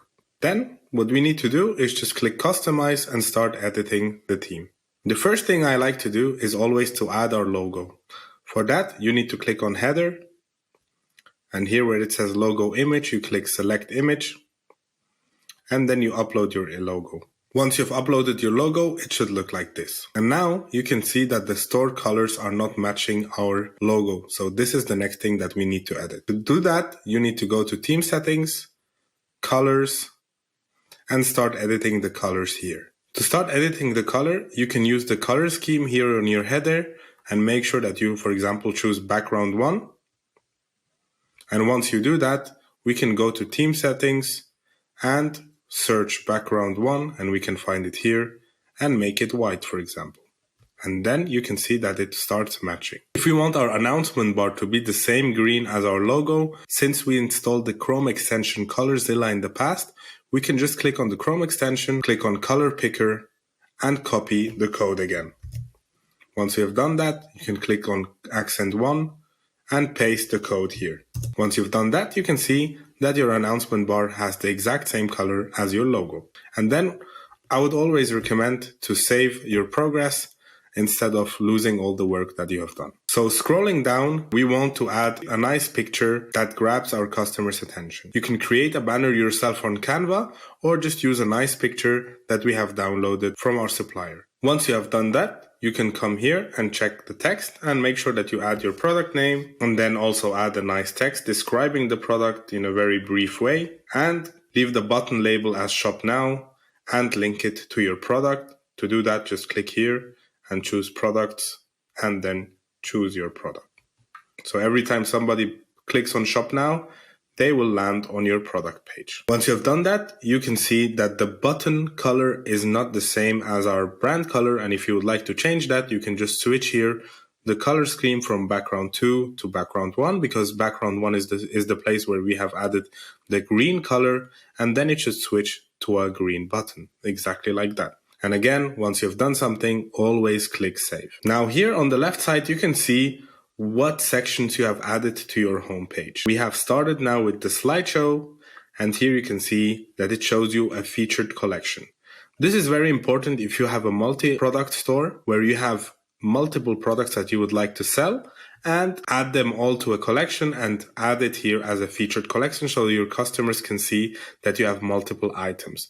But in this store, we only have one product. So we're going to hide this, scroll down where it says add section and click featured product. The featured product, we will then take it up and add it after the slideshow. After you have done that, you click on featured product here, select product, and then we're going to select our product. So once we have added the product here, we can add the next section. We're going to choose image with text to make sure that we can give our customers more information about the product on the homepage. For that, we have already prepared a text while preparing this store. You just click on it, select image, and then you can select another image of your product and make sure that you add text and a headline. To edit the text, you just need to go back and make sure that you click image with text. So this is an example how it could look like. Add a headline and a short description to it. We do it exactly the same for another. Again, select the section, make sure that you select another image, and then again click on image with text to add your own text. Then the next section I would recommend having is subscribe to our emails, and then add a short subheading which is already pre-made on this theme, which says be the first to know about new collections and exclusive offers. You can edit this text and make sure that they leave their email address here. And the next part is already going to be the footer, where we're going to upload firstly our image, the logo, the inverse image that we have created to make sure that it looks good, and write a short description about our store. But first, let us upload the image. So once you have uploaded your logo, it will look like this. And here we can again write a small description about our product or about our store. And here is where we are going to link our pages, but we will do that in the next step. Once you have added your store name and the small description, you can click save. Once we have saved everything, we can have a look at how our store is looking like currently. For that, you need to click on this desktop icon and click full screen. So this is how our store is looking currently. Make sure that we have our main colors, black, white, and the light green one. And this is how our homepage is looking like. And once you're happy with it, you can again just click save again. So once we have had the look at our store, there are still a few things that we need to change. So the first thing, for example, that we need to change is the announcement bar. You can just click on it. And on the left side, you can change the text. And here you can either type in your offer that you're offering your customers or just type in free tracked shipping. Now, for those among us that don't like how their store is looking by just choosing one picture of their product and at the same time it's not looking that nice, like the picture is too big, we can go to Canva and create a website banner. To do that, you need to go to canva.com and type in website banner. Once you've done that, you can either start a design from scratch. This means just choose one design and delete everything and design it yourself.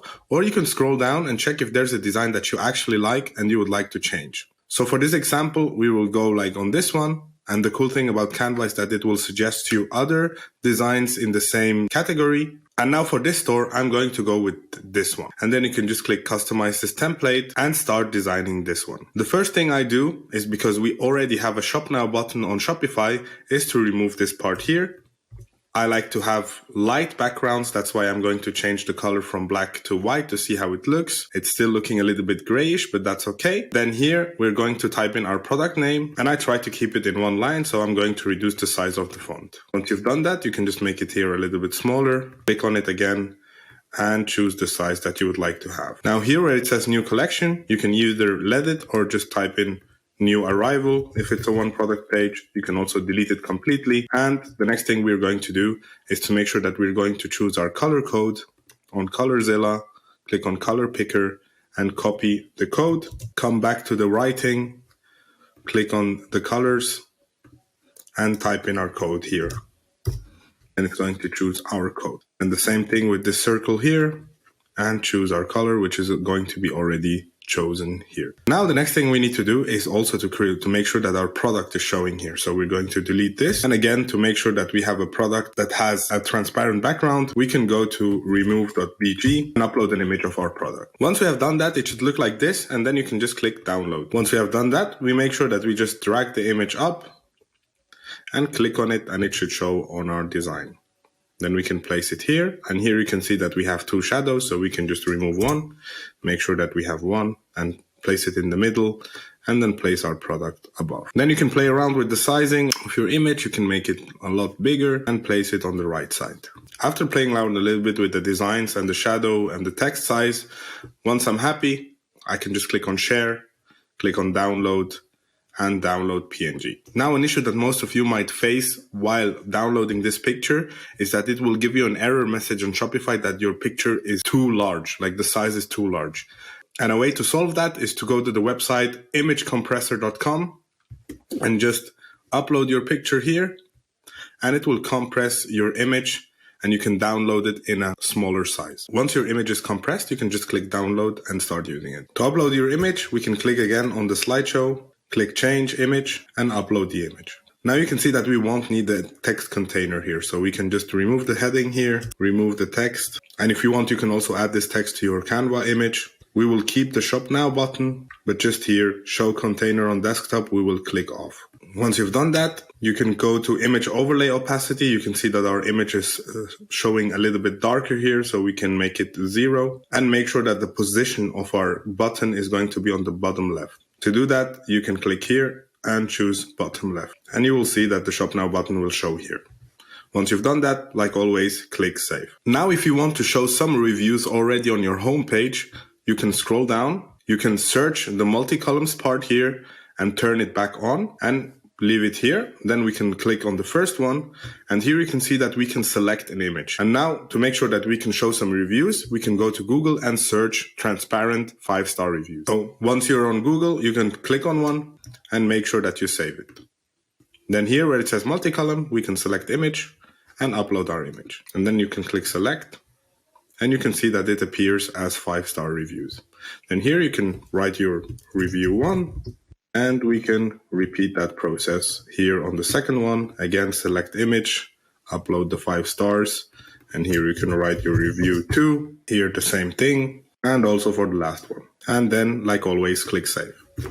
Now, if you're not happy with the font that is preset on your store, you can click on theme settings and search typography. And here you can play around with all the fonts and see which one you will like the most for your store. Now, the next thing we need to do is click here on the menu and select checkout. Once the checkout page has loaded, you can go to theme settings and scroll down till it says checkout. And then you go where it says logo and select an image. And here you will upload your logo. Now, to make your logo a little bit more visible, you can make the logo size large, and you can choose the position either left or to the center. That's what I usually choose. Once you've done that, you can scroll further down, and where it says accents and buttons, I would recommend to use your store color, the green one, and again here on buttons too, so your checkout page looks more branded. Then you can scroll down and check the buttons. Once you're happy with it, you can again click save. Once you've checked that your homepage looks good on your mobile version, you can go to the product page and do the same. So here we are on the product page, and now we can choose the mobile version, make sure that it looks good. What I like to do here, for example, is where it says my brand name, I just delete that part, and then you can scroll down and see if everything's okay. And once you arrive to this part, you will see that the refresh team has a very cool feature with drop-down menus to give more information about your product and your services. And this is what we're going to edit next. You will just click on it, and here you can edit the content. So it looks like this, collapsible content, and here you have the different sections, and we're going to start with the title. For that, you need to click on the collapsible content, and here you can edit the title. So for example, here you can choose a title like Discover All Benefits of the Levitating Flower Pot. So for the first piece of content here on highlights, I always like to add like a small description of the product itself. And for the second item where it says sent, I like to change it to specifications. And for the icon, I use a clipboard. Once I've chosen the clipboard, here I will add some information about the product and make sure that it looks good. And I mostly get the information from my supplier or directly on AliExpress. So this is how it would look like, giving them more information about the product itself. Then for the next item, I put how it works. And then I will add a description on how the product works. For the icon, I choose a question mark. Once I've added the description on how it works, we can check again how it looks. And here it's explaining how the rotation functions and how the magnet works on my product. And here, what's included, you can again add a box and tell the customer what they can expect when they buy the product. And once I finish the description for this one, they can see that the levitating flower pot is included, a USB cable, but the plant itself is not included. Once you've done that, again, click Save. Now on the left side, you can see that there are still more items showing up here on your product page. And what I like to do is just to close them off. We don't need any product recommendations. We don't need the multi-column here. We also don't need the rich text, another rich text. Just close them all off. And you can also close the email sign up on the product page. So this is how your product page should look like. Easy, simple, and understandable for your customer. Then we click Save.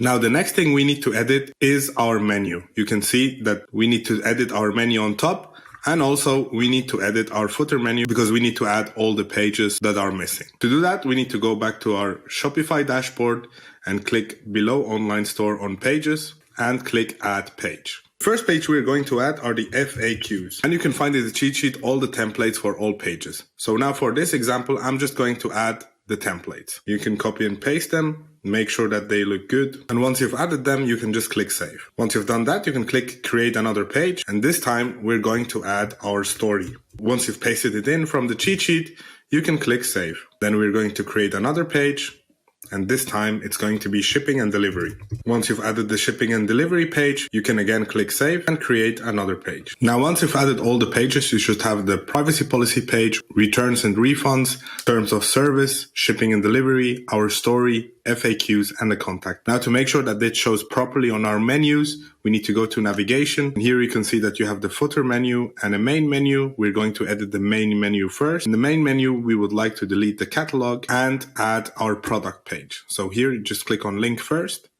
select products, and then click on your product. And then you click add.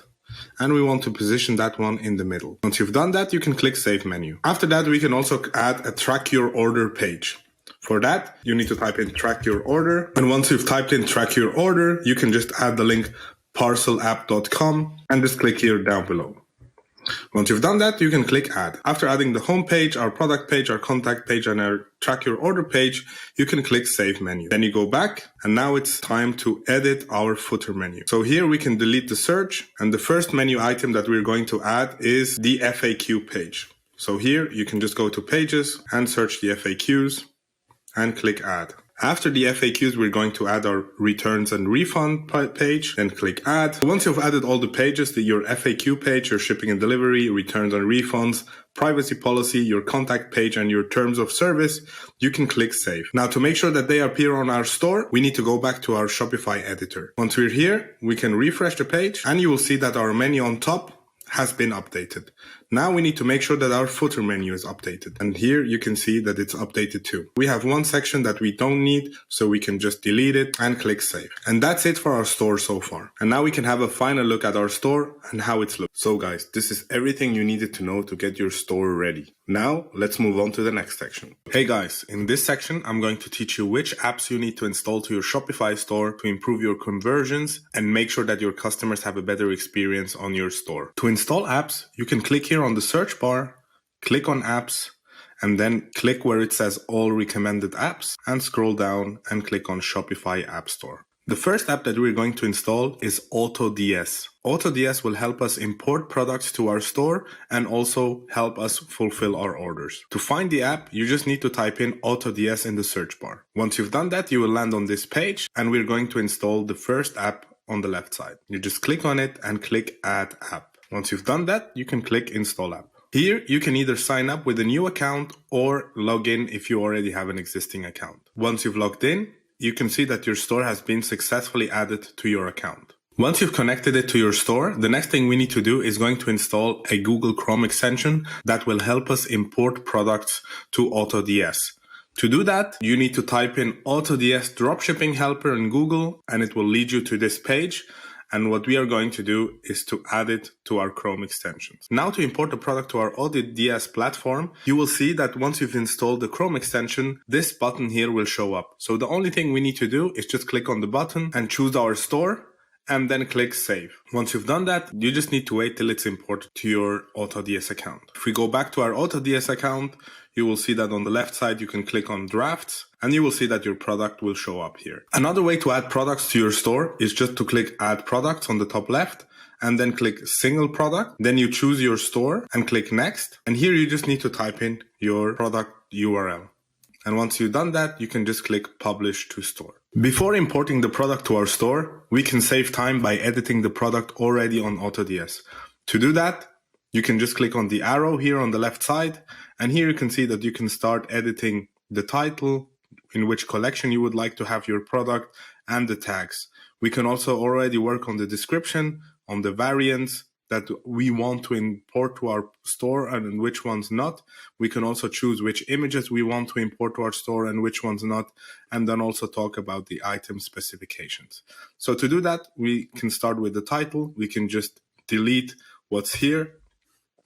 And since we have already prepared a list with our description and the title, we can just type in the title here. Make sure that monitoring is on for the stock, for the price, and also auto order. Then we can go to the description. We can delete what's written here. So select everything and just delete it. And then import the product description that we have already prepared for our product. Then we can also check the variants. So for example, if you don't want to import the UK plug or the EU plug, you can unselect them. You can also check which ones are in stock and which ones not. Then for the images, exactly the same. Like you can choose which images you would like to add and which ones not. If you have more images, you can just click here on add image. And once you're done with everything, you can click save and import. So once you've done that, your product will appear on the products page. The next thing you can do with AutoDS is to set automations. This means, so every time an order comes through, your order will be fulfilled automatically and you don't have to do anything. To do that, you can come to the bottom left and click setting. Once you arrive here, you will see lister. Here you can check the shipping methods and see that they have the options cheapest with tracking, fastest with tracking. Here you just need to check with your supplier and see which option they are offering you. Down here you can see other settings that you can have a look at, but we shouldn't worry much about them now. The next thing we need to have a look at are automations that we need to set up. To do that, you need to click on automations here on the top. One automation that we can set is the pricing automation. That means that the product price on our store changes with the automation that we set. To set an example, we'll do an automation together. So here you can just click on add automation. We will name it automatic pricing and then click next. And here you can see that raise price by sales performance is turned on. And for example, if we get 20 orders a week, we tell AutoDS to automatically increase our prices on our store. So here you can see number of sales is higher than 20 per week. So what we can test out in the beginning is to increase our product price by $2.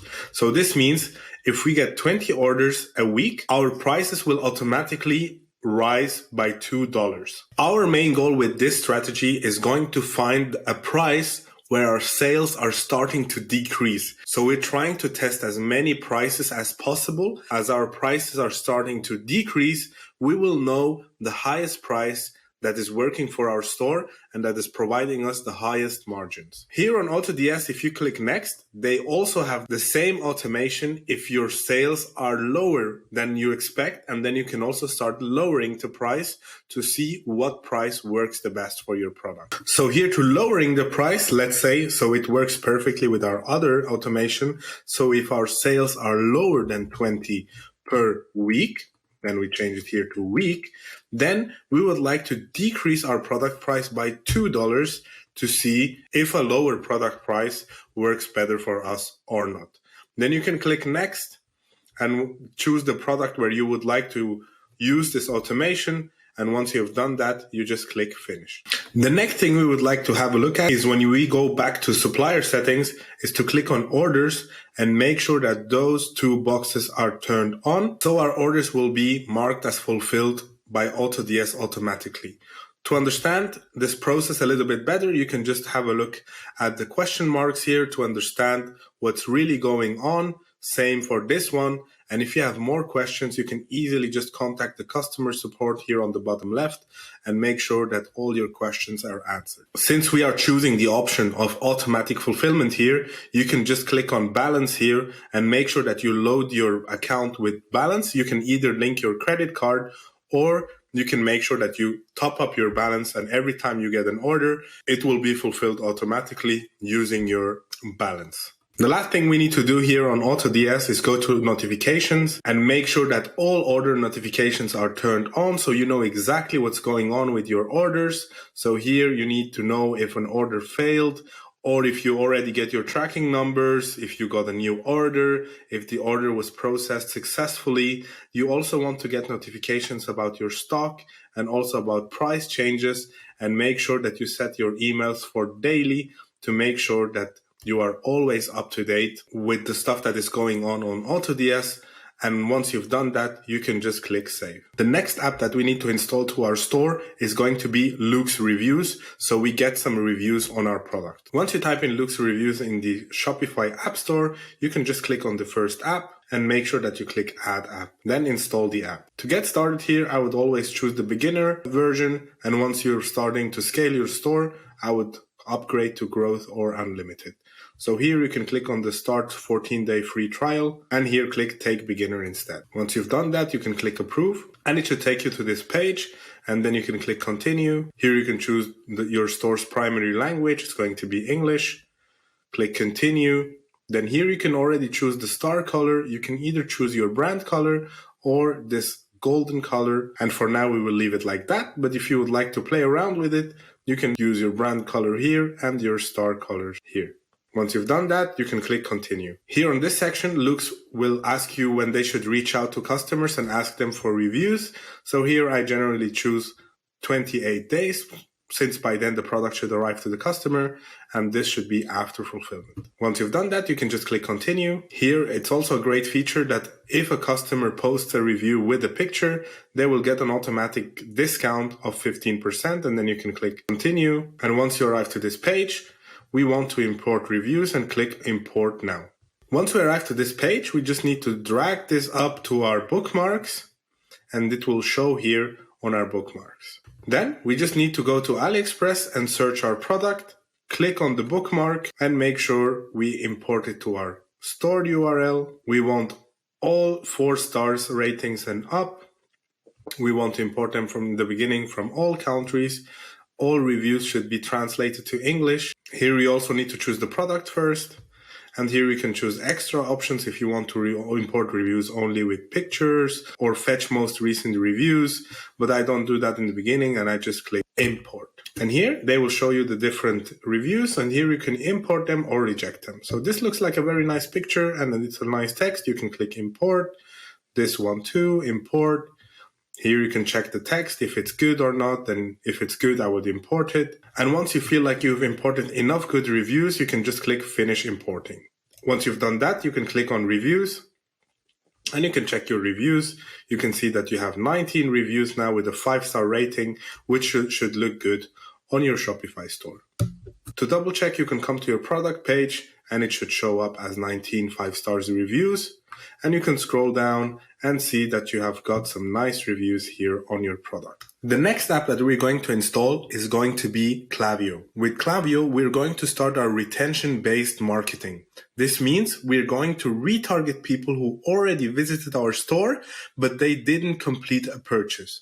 And that's a very effective way of making our store profitable. Klaviyo is also a fantastic app to start building up your email list to inform your future customers about new products or new offers. This is a great way to build a community for your brand. We always need to set up Klaviyo before we start running ads for our products. It will lower our customer acquisition costs by converting more customers that have visited our website. To get started with Klaviyo, you just need to type in Klaviyo on the Shopify App Store and come here and click Add App. Once you've arrived here, you can install app. Once you start setting up your account, you will arrive to this page, and here we can type in our sender name. So for example, Anna from Just Decor, and our email address is going to be contact@justdecor.com. Once you've done that, you can click Continue, and here it's asking you, what are your goals? Our business goal is going to be to earn more revenue. With Klaviyo, we're going to use email only. And once we arrive here to this dashboard, the first thing we're going to do is to create a sign-up form. To do that, you can come here on the left side and click Sign Up Forms, and it will lead you to this page. We are going to use sign-up forms to collect email addresses of our customers that we can contact in the future with new offers and with our new products and make sure that we can grow our community. To incentivize people visiting our store to enter their email address, we're going to give them a special offer on our pop-up. Here you can scroll down and check out different designs on how to create a pop-up, and you can choose the one that you like the most. For this example, I'm going to use this simple one and start editing it. Here you can give your pop-up a name and add it to a subscriber list. So here on this one, I'm going to add them to my newsletter email subscriber list. Once you've done that, you can click create form. Editing this pop-up is pretty simple. So if you would like to edit this text here, you can just click on it and it will appear on the left side. Here, to incentivize my customers a little bit more to type in their email address, instead of giving them a percentage offer, I will give them $1 offer. So I will tell them exactly that with the first offer, you can save $5. I will leave the rest of the text as they are. The only thing we can change is the picture here on the left side, and choose either image of our product or choose something like a gift that shows them that we're gifting them $5. To find a nice image, you can just go to unsplash.com, and once you're here, you can just type in gift and choose a nice picture that you would like to use. Now for this example, I'm just going to download this one, come back to Klaviyo, hit replace, upload an image, and just drag my picture here. And this is how it will look like. Once we've done that, you can see the steps here on the top. We're here on email opt-in. If you want, you can add a further step here in between. But for this example, I'm not going to do that. Currently, it's not necessary. So we can directly go to our success step. You just need to click on it. And here you need to give them the offer. So we've promised our customers that we will give them $5 off. To make sure that we can give them this offer, we need to create a discount code on our Shopify store that we're going to communicate here on the success page. To do that, we need to go back to Shopify, go to discounts here on the left side, and create our first discount. So here you can type in an amount of order because we're giving them $5 off. You can choose a random name for this discount, or just name it save 5. And here, instead of percentage, we're going to use fixed amount, and it's going to be $5. Then you scroll down. Here you can add a little bit more specifications if you want your customer only to use it once, or here you can even set it for a minimum purchase amount. So you're only giving those $5 off if your customer purchases items higher than $50. But now for this example, we're just going to save the discount and give our customers $5 off if they give us their email address. Here you can just type in your discount code, save 5. Once we've done that, you can just again edit the image, click on the image, hit replace, then your picture should already be here. And once you've done that and you're happy with everything, you can make it live and hit publish. Then you can click publish form and go to Shopify. Once you arrive to Shopify, you will see that your sign up form is starting to show up. The next thing we need to set up are our flows. First, we're going to set up our welcome series. This is especially for the ones who have signed up through the pop-up to our email list, and we would like to introduce them to our brand. Second, we're going to install the abandoned cart emails, where we are going to retarget people who have already added a product to their cart, but they didn't complete their purchase, and we would like to make sure that they complete their purchase. And the third flow that we're going to set up is going to be the customer's thank you, to build loyalty with our customers, incentivize them for an upsell, and spread awareness about other products that we might have on our store. To get started with the welcome series, you can just click here, get started. And then here, when it asks you choose list, we're going to choose our newsletter list and click continue. You can just click on thanks for signing up. Make sure that on the left side, you turn smart sending off and turn UTM tracking on. Once you've done that, you can just click back and done. Then you can click on the email again and click edit. To get started with the emails, I would always like to choose a template that I can change. So you can just click on the arrow here next to edit email and click change template. Once you've done that, you will arrive to this page and you will get different designs that you can start editing and make your emails look attractive. You can scroll down and find the template that you like. Now for this example, I'm going to use Black Friday 1 sale and start editing this one. To use this template, you just need to click use template. The first thing that we're going to do is to change the logo. For that, you just need to click on it, click replace, upload image, and then you upload your logo. Once you've uploaded your logo and you would like to play with the size, you can just click edit, click resize, and here you can type in the sizes that you would like to have on your email. I always like to work on the mobile version of the email since most of my emails are going to be opened from the mobile. So you can either work on the desktop version of your email or work on mobile. I always tend to work on the mobile version to make sure that it looks good on my mobile. So here for the title, I'm going to choose, instead of start your shopping early, I'm going to delete that and I type in the exclusive home decor collection since I'm selling home decor products. And then I'm going to mark all of this and make it a little bit smaller so it looks good. And here where it says Black Friday deals are here, I'm going to type in our product name. Here I'm going to change this picture and add our product picture. Here on the text, we have already prepared the text in the cheat sheet that you can copy paste and just add your store details inside. To do that, you can just click here. Again, mark all this text and paste the text that we have prepared. So here we have a welcome message to our customers and also give them the same discount, the Save 5 discount to make sure that they can use it. Here you can make sure that the spacing looks fine and that you highlight the discount code. Here you can add the button and instead of shop deals, you can type in shop now. And here where it says the URL, you just add your product page link. Once you've done that, you can here click on color and type in your brand color name so your email is branded with the same colors as like your store. Here you can add your social links if you have any. If you don't, you can just delete this section. And again, down here, you can choose the background color as your store color. The same thing we're also going to add here on the top. Just click on it and change the code to your brand color and hit enter. To edit this background, you can just click on styles and come to background template. And if you would like to use an image, you can use an image or just close this one and just use a white background to keep it clean and simple. Once you're finished with your email, you can click save and exit. Once you're here, you can change the subject line and again, click on the arrow here next to edit email and click save as template. And here we're going to name it as our store, just decor template. So we don't have to edit all the emails again. Just choose the just decor template and we will already have everything set up. Once you have done all of that, you can click done. Now the first email is ready and we can set it from draft to live. And here you can click dismiss.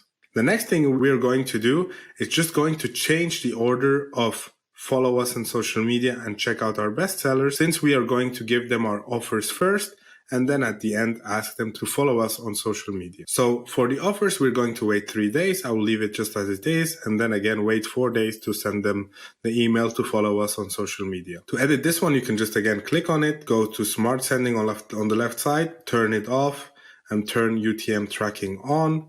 And again, click on the 3 dots and click edit. And here, since we have prepared a template, you can just click on the arrow next to edit email and click change template, click drag and drop. Here, instead of choosing one from the pre-made ones, we can go to my templates and choose just decor template. Once you have done that, you can click use template. So here you will see that your logo is already here, the picture is already here, and the only thing we need to do now is going to be to change the text here. For that, you can again check the cheat sheet and I'm going to paste the template text here on this email.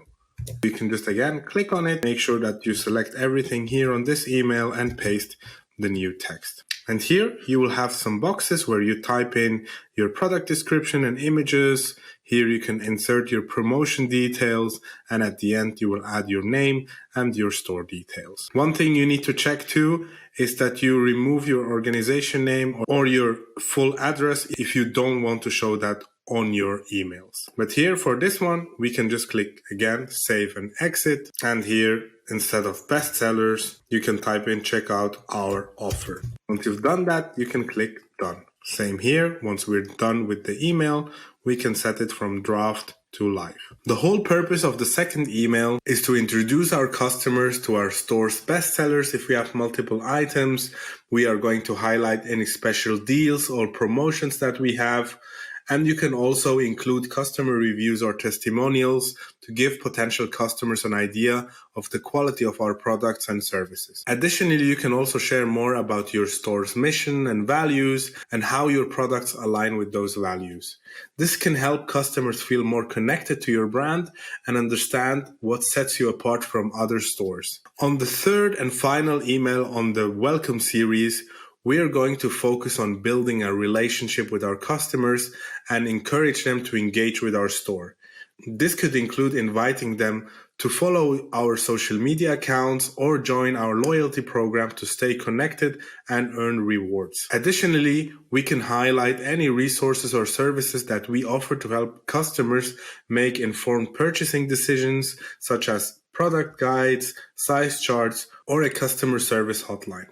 To edit this template, you can just click on it again and make sure that you choose UTM tracking on and smart sending off and click on the three dots and hit edit. Once you've done that, you can go to the arrow next to edit email and change template. Use again drag and drop and go to my templates and click our just decor template. Then you scroll down and click use template. Once you've done that, you can again click on the text, go to the cheat sheet, and copy the one that we have prepared for you there. Make sure that you insert your social media platforms if you have any, and if you don't, you can just keep this last email closed so your customers won't get it. Once you've done that, you can click save and exit. You can leave this text here, follow us on social media, and click done. Once you've done that, again, change it from draft to live and click exit. Here you can see that the welcome series is turned on and is going to be to send to everybody who added their email to the newsletter list. The next flows that we need to create are the abandoned cart flows. Here again, you can click get started, and here you can see those emails will be sent if somebody started their checkout. And here, instead of waiting 4 hours, we're going to wait 15 minutes to send them their first email. Once we've done that, you can just click save and start editing the first email. Same here, and you can leave smart sending off and turn UTM tracking on and start editing the email. To do that, you can click edit, and again we're going to choose the template that we have created and click drag and drop and go again to my templates and choose our template. Once you've done that, you can click use template and scroll down and go to the cheat sheet where you can see the first template created for you. Once you've pasted in the text, you can just check it out again and click save and exit. Here on the subject, you can type in also what's written on the cheat sheet, and here you just need to type in your product name. Once you've done that, you can click done. Here, we are going to change it from draft to live. For the second email, we're going to wait instead of 20 hours, we're going to wait 4 hours. And then you click save. And then again, click on the email itself and make sure that you turn smart sending off and UTM tracking on. And then we're going to edit this email too. Once we're here, we're going to choose the template.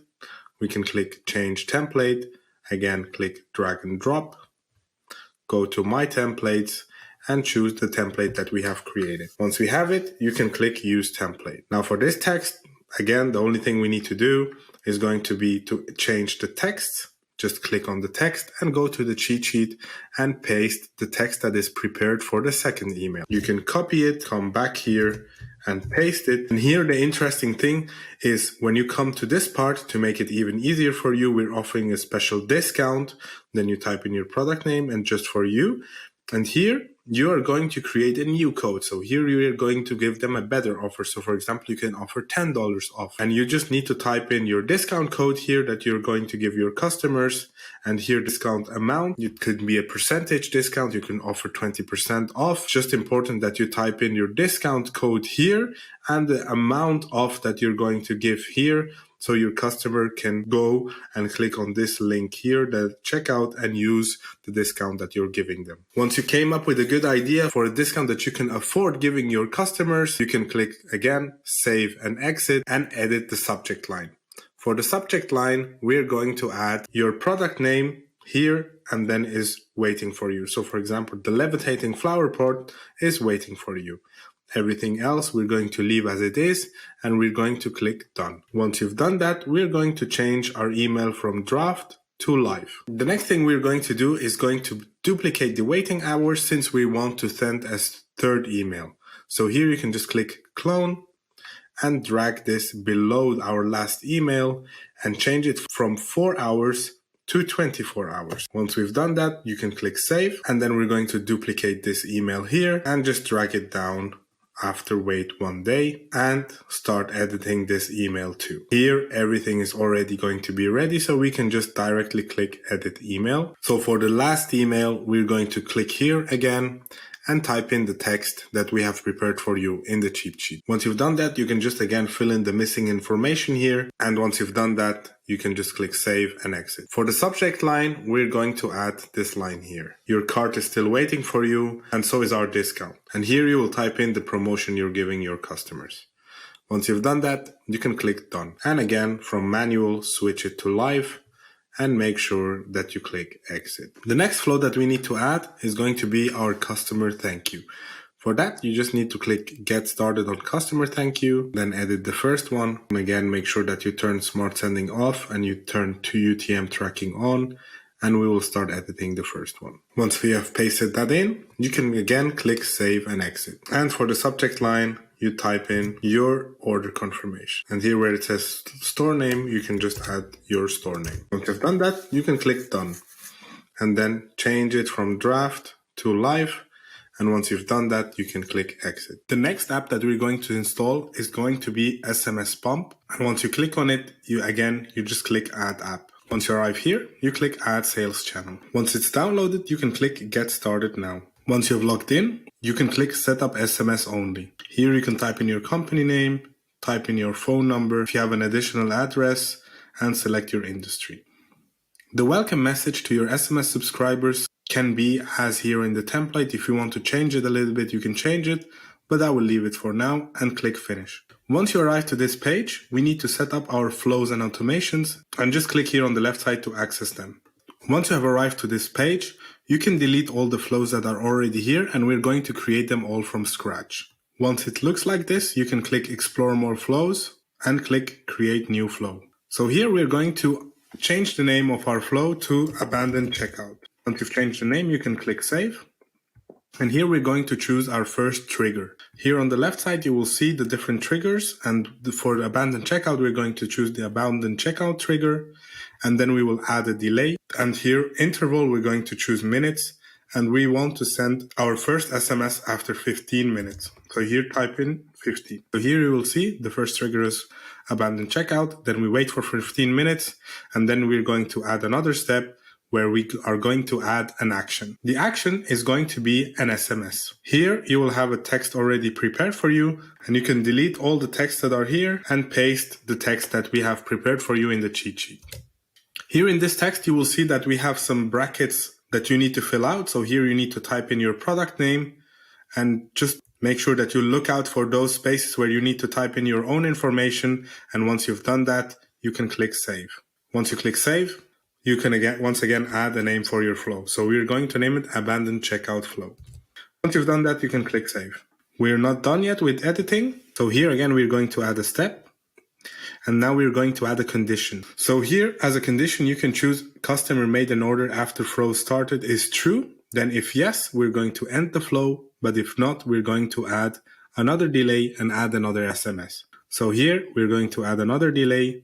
And this time we are going to wait for 2 hours. So here the interval is going to be hours and the delay is going to be 2. Once you've done that, you can again add a step and then add action and again choose SMS. For the second SMS, you can type in the template that we have prepared for you. Again, make sure that you add your product name here.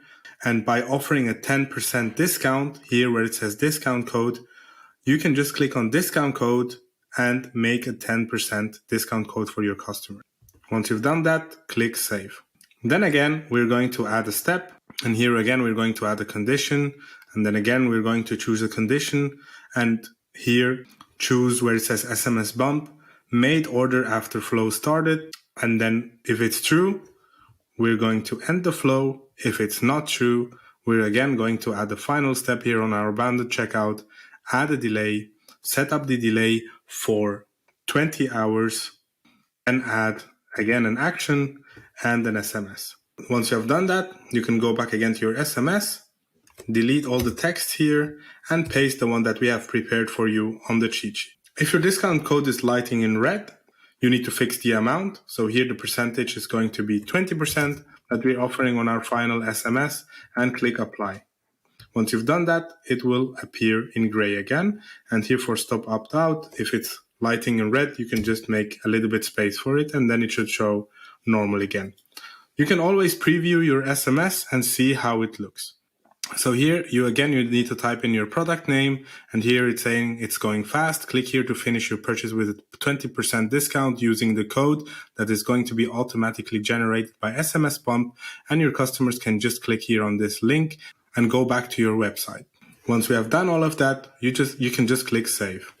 Once you go back to your dashboard, your new flow should show here and should be live. To create our next flow, we can click see more flows and then click create new flow. Here we're going to choose a trigger, and the next one is going to be the post-purchase upsell. Once we've done that, we are going to add a delay, and we're going to set up the delay for 1 hour. Once we've done that, we're going to add a step and add an action. The action is going to be an SMS. And again, here you can delete everything. You can this time leave the site name and paste the template that we have prepared for you in the cheat sheet. So here it's saying, hey, thanks for your recent purchase of, then you add your product name that you're mainly selling here. We hope you're enjoying it. We noticed that you might also be interested. And then for this, you need to have multiple items in your store, and the SMS is going to choose one of them and recommend it to our customers. It is a great compliment to our product name, and we think you'll love it. Click here to check out. And then here it will automatically add the recommended product URL of your other product. If you have any questions, just reply to this message and we'll be happy to help. And then make sure that opt-out instructions are required. Once you've done that, you can come back to our flows and then add step and then add a condition. And then again, go to made order after flow started. And if it's true, we are going to end our flow. And if it's not true and the customer didn't order something else, we're going to add a delay again, set the delay for 12 hours. And send them a second email. And here we're going to add a step again and add action and add an SMS. Here again, you can leave the site name and paste the text that we have prepared in the templates. Here you can see that the discount code is lighting red again, but let's read the text. So hi, just wanted to remind you about the great deal we're currently offering. And here where it says recommended product name, you can manually add another product that you would recommend your customer to buy. And then you say it's a perfect complement to the product they have already purchased. So here you type in the name of the product that you're already selling, and we think you'll love it. Plus, use code, and then here you again offer your customers a discount, so you can click on it. And then we're going to choose for this time a fixed amount, and we're saying you can save $10. And once you've done that, you can click apply. And then you can say plus use code. Here will appear a code now for $10 at the checkout and save extra $10 on your purchase. Click here to check out. Here you can add your recommended product URL. If you have any questions, just reply to this message and we'll be happy to help. And at the end, always make sure that opt-out instructions are turned on. Once you've done that, you can click save. We are going to name this flow product upsell sequence. The last flow that we're going to create is going to be the customer win-back sequence. To do that, you can again click on see more flows and hit create new flow.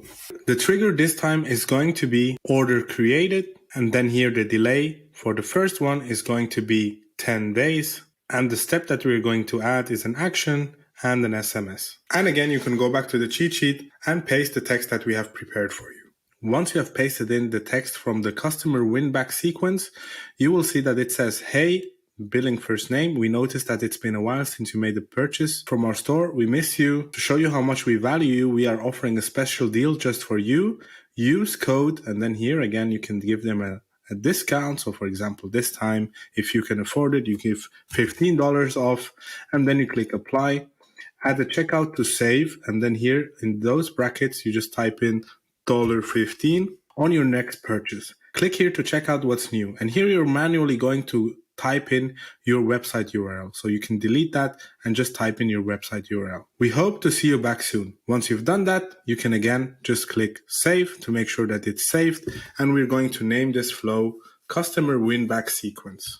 Once we've done that, we can again add a step, again add a delay, and this time we're going to wait for 30 days. Then again, add a step, add an action, and add SMS. And here again, you can delete this first one and again, paste in the template from the cheat sheet. Here again, it says billing first name. We hope you're doing well. We just wanted to remind you about a special deal we're offering you to bring you back to our store. Use code. And then again, we're going to create a code for $15 or even more if you want. At checkout to save. And again, here the discount amount, so for this example, it's going to be $15 on your next purchase. We've got some new arrivals that we think you'll love. Click here to check them out, and then here you add the link to your store, and we write down, we hope to see you back soon. So with the SMS marketing, we always try to get our customers back to our store to purchase something, especially the ones who abandoned their checkout or the ones who already made the sale, and we would like to upsell them another product. Once you've done all of that, you just click save, go back to your listings, and you should have those 3 flows live: the customer win-back sequence, the product upsell sequence, and the abandoned checkout flow. To make sure that your SMS starts sending, you can add a balance here of at least $20.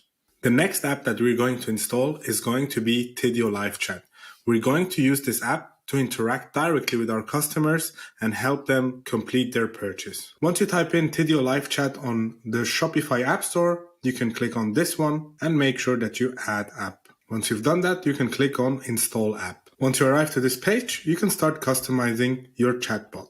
So here, your name, I'm going to choose Anna, for example. Here you can choose the colors that you would like to have on your store. I just keep it simple with the blue. And here you can also upload a nice picture. If you can't find a nice picture, you can just go to unsplash.com and type in either man or woman. And once you find a nice picture, you can just download it and upload it on Tidio Live Chat. And this is how your avatar is going to look like. Once you've done that, you can click continue. So here it's asking you what's your main focus. We're going to add, I want to increase my sales. How many support agents will use Tidio? Then we'll just type in 1. What's your industry? It's an online store. And how many customers did you have last month? We're just getting started. Once you've filled in all the information, make sure that you agree to the terms and conditions. And here on the left side, also make sure that you choose both. Like, I want to talk to customers and also I want to automate conversation. Once you've done that, you can click continue. So here you have the option of sending them a discount code in exchange for their email address, or just greet them warmly. Since we already have the pop-up with Klaviyo, I would recommend choosing to greet them warmly. But if you want to try your luck and get their email also through the live chat, you can choose the first option here. Once you've done that, you can click continue, and then it's asking you to set a password. The first thing we need to do is to add the widget to our website. To do that, you can just go to Shopify Theme Editor and turn Tidio Chat widget on. Once you've done that, click save. The next thing we need to do is go to settings, and then instead of online status, we reply immediately, we can just call it customer support. Once you've done that, you can go to the left side and click team, and then operators. So if you've hired a VA, for example, you can just click add an operator, type in their name and their email address, and they can be a chat agent too, so you don't have to do it yourself. The next important thing to set up is going to be the operating hours. So here I would recommend to turn them on, and here you can set the hours where you're going to be working. So for example, if on Monday you can be online between 7:30 a.m. and 6 p.m., you can just set it at 6 p.m. If on Tuesdays you work a little bit less, so till 4 p.m. you can set it here so your customers can expect an answer. I would always adapt to your target audience and make sure that you're available on those times. Otherwise, I would outsource this task and make sure that you have a VA who is always replying to your customers. Once you've done that, you can just scroll down and click save. The next thing we need to have a look at is here on the left side, chatbots. So once you arrive to chatbots, you can click on all. The first one that we're going to install is Cart Abandoned and click Use Template. Here you can type in the discount that you're offering your customers, and down here you add the coupon code name. So for example, save 15, and the discount value is going to be 15, and then you click save, and then you'll see the coupon code in Shopify was created successfully. And once you've done that, you can just click save and activate, and then you will see that this chatbot is active. The next one that we're going to install is Product Recommendation. Here you can again just click Use Template. You don't need to change anything on that and just click Save and Activate. The last one that we need to activate is the AI Responder and just click Use Template. Again, here, Use Template. Once we arrive here, you just click on the icon of the person here. Then here, conversation topic. Most of them will be asking about their order status. And here you'll type in what a customer might say, like, hi, where is my order? Or here, hello, where is my tracking number? Or the last one, hi, when will my product arrive?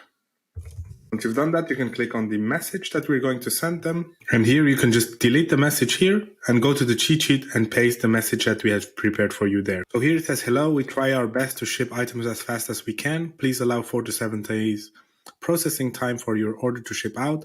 So here you can continue reading the text. And most importantly, here at the end, you can add your email address so they contact you there and you send them all the information they need there. Once you've done that, you can click Save and Activate and make sure that it's turned on. The next app we're going to install is going to be BundleBear. BundleBear will help us create product bundles and offer discounts to our customers if they buy more than one item. To install the app, you just click Add App. Once you're here, you can click Install App.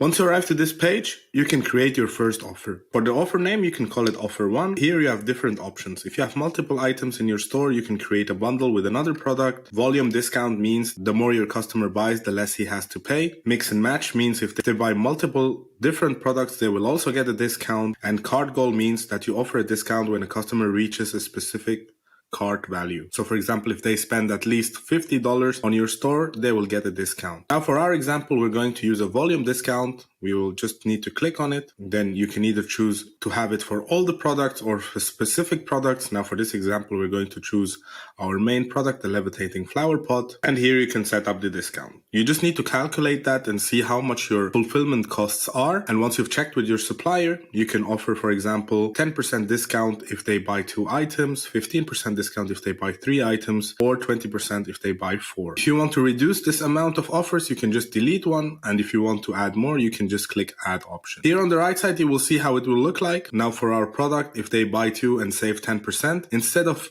paying around $223, they only have to pay around $201. So one item will only cost them around $100 instead around $112. Here you can also add some advanced settings. So for example, to add custom badges or set a start time and an end time for your offer to create a sense of urgency. You can also round the discounted prices. So you see the numbers will be rounded. I recommend to do that. Here you can choose like, do you want it per 50 cents or per $1? We can do it per 50 cents. And once you're happy with all your settings, you can just click Save and Activate. Once you arrive to your product page, the only thing you need to do is here, click on the left side, Add Block, and choose the BundleBear Offer app. Now here you can choose where you want it to show. I always like to put it below my quantity selector so our customers can see that we have a special offer. Yeah, once you have that here, you can just click Save and go back to your Shopify dashboard. Pre-profit will help us calculate our profit or loss by including all the costs and revenue that we have. Once you arrive to this page, you can just click Add App. If you're new to BeProfit, you can create an account, and once you or if you already have an account, you can just click Log In. Once you arrive to this page, you can click Let's Go. Here you can type in the information about your store. So for example, for us, it's home and garden. Then here you are going to choose the ad platforms that you're using for your store. For this example, we're going to use Facebook, and as marketing tools, we're using Klaviyo. And if you have an ad blocker installed like mine, you should just pause it on this website. And here you can connect your Facebook and Instagram account where you're running ads. And here you can connect your Klaviyo account. Then here where it asks you, how do you handle your inventory? We're going to say, I dropship my products. And here you're going to choose the supplier that you're using. So for example, we're using CJ Dropshipping. And as a dropshipping management tool, we're using AutoDS. And once you've done that, you can click Next. If you're using any shipping provider, you can check with your supplier also. For this example, we're going to use USPS. Or if you don't use any shipping platform, you can also click I don't use any shipping platform. Then you click next. Here we're going to choose the first option since everything is going to be handled by your supplier. And once you've done that, you can click next. Here to start, how would you like to update production costs? Here we're going to choose individually update since we're going to get our total dropshipping price from our supplier. And here you can add in the total dropshipping price cost that you have. So for example, if it costs you $69.95 to fulfill the order, you will add the price here. But if it's costing you, for example, $71.40, you just put the price that you're used to fulfill your orders here. And you need to do that for every variant that you're selling. Once you've done that, you can click next.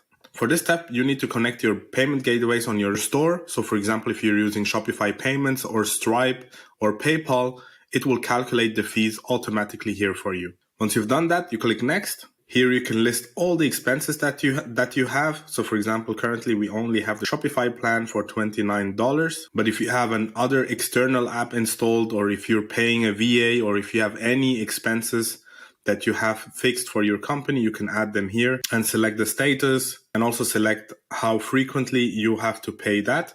And once you've done that, you can just click next. Here you can set your calculation preferences, like which numbers would you like to have included in BProfit and which ones not. So for example, if you don't want to include unfulfilled orders, you can just click exclude them. But just to get started, I will leave them all off. And once you feel like you need to adjust that, you can just come back to preferences and adjust them. Once you've done that, you can click next. And now the last step that you need to do is choose the plan that you would like to have. And now for this example, we're just going to start with the free one. And as soon as you feel like you need to upgrade it, you just upgrade to a higher plan. Here's the dashboard that shows you all your numbers and your current performance. So for example, for us now, we can see that we're $27 in a loss since we didn't get any order and we have only paid our Shopify plan. If you have any question, you can contact the live chat here. If you feel like you need more support or something is not working fine, you can contact the support and they will help you out. If you click on financials here on the left side, it will give you a report of the profit and loss. And if you need to change anything in your settings, you can just click settings. And here you have all options to edit. So for example, if your cost of goods increases or decreases, you can just click on cost of goods.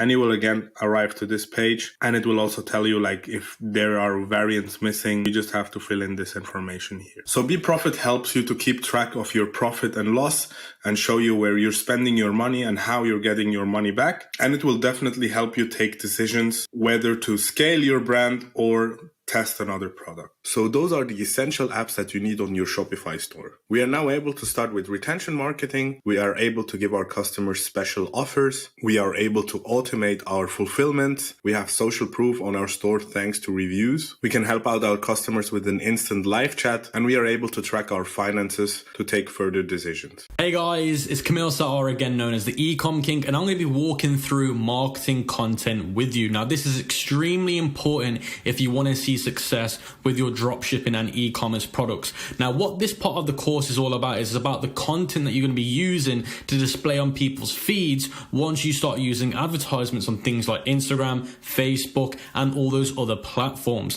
Now, depending on the content that you show people on a paid ad, and how a paid ad works is when people are scrolling on their timeline, their feed, their stories, your ad's going to pop up and it's going to disrupt them from their current search on social media. And you need to make sure that it fits in with what they're already looking at, and you need to make sure that it sells your product really, really well. So what content do you need to start advertising your products on Facebook ads and other paid advertisement platforms? You need to have something called a UGC video, and you need to have 3 to 5 of them. Now, the more, the better. Now, if you don't know what UGC stands for, it stands for user generated content. And I'm going to be showing you examples of this. Now, if you use TikTok, then you're very used to UGC videos because that's what you basically see every day on TikTok. Now, the reason why the more, the better is because your creatives, which is the video, which people will see when you advertise to them, that is the most important part of your advertisement. Now, the more of those that you have, the more chance that you're going to find a video or an image that will work really, really well in your advertisements. You're also going to need some high quality images, and you need between 3 and 5 of these per product.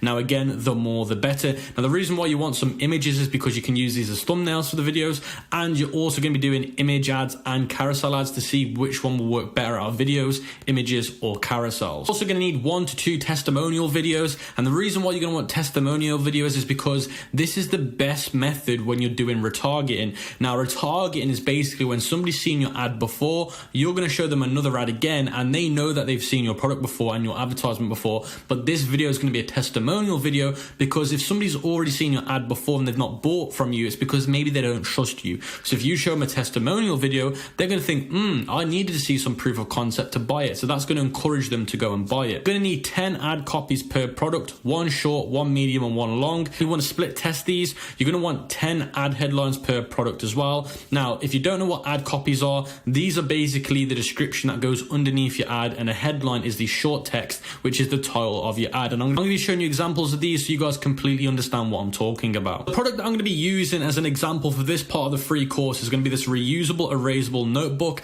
And this is actually one of the products that we were using a couple of years ago, which we did over 6 figures with. And basically what this product is, it's basically a normal notebook, but it's got smart features where you can erase it. You can actually sync it to your phone. So it's a really cool notebook. Now, AliExpress is a great way to find video content and also image content for your product. But you do want to make sure that you contact the supplier and ask them if you're allowed to use it and if they're the original owner of this content, because some of them do take it from other places. So you want to make sure that it is their content, because if it isn't, because you can get yourself into a lot of trouble. Now, if you want to download this video, you can ask the supplier to send it you, or you can use a Chrome extension, which is this one right here, which is called Video Downloader, and it's completely free, and you just click this button and it will download it. Now, for downloading the images, you can use something called AliExpress Image Downloader, which is a Chrome extension, and what you can do is you can download all of these different images. And the good thing about this supplier is they're giving you really high quality professional images, which is really good, because some suppliers won't give you these high quality images. You'll have to make them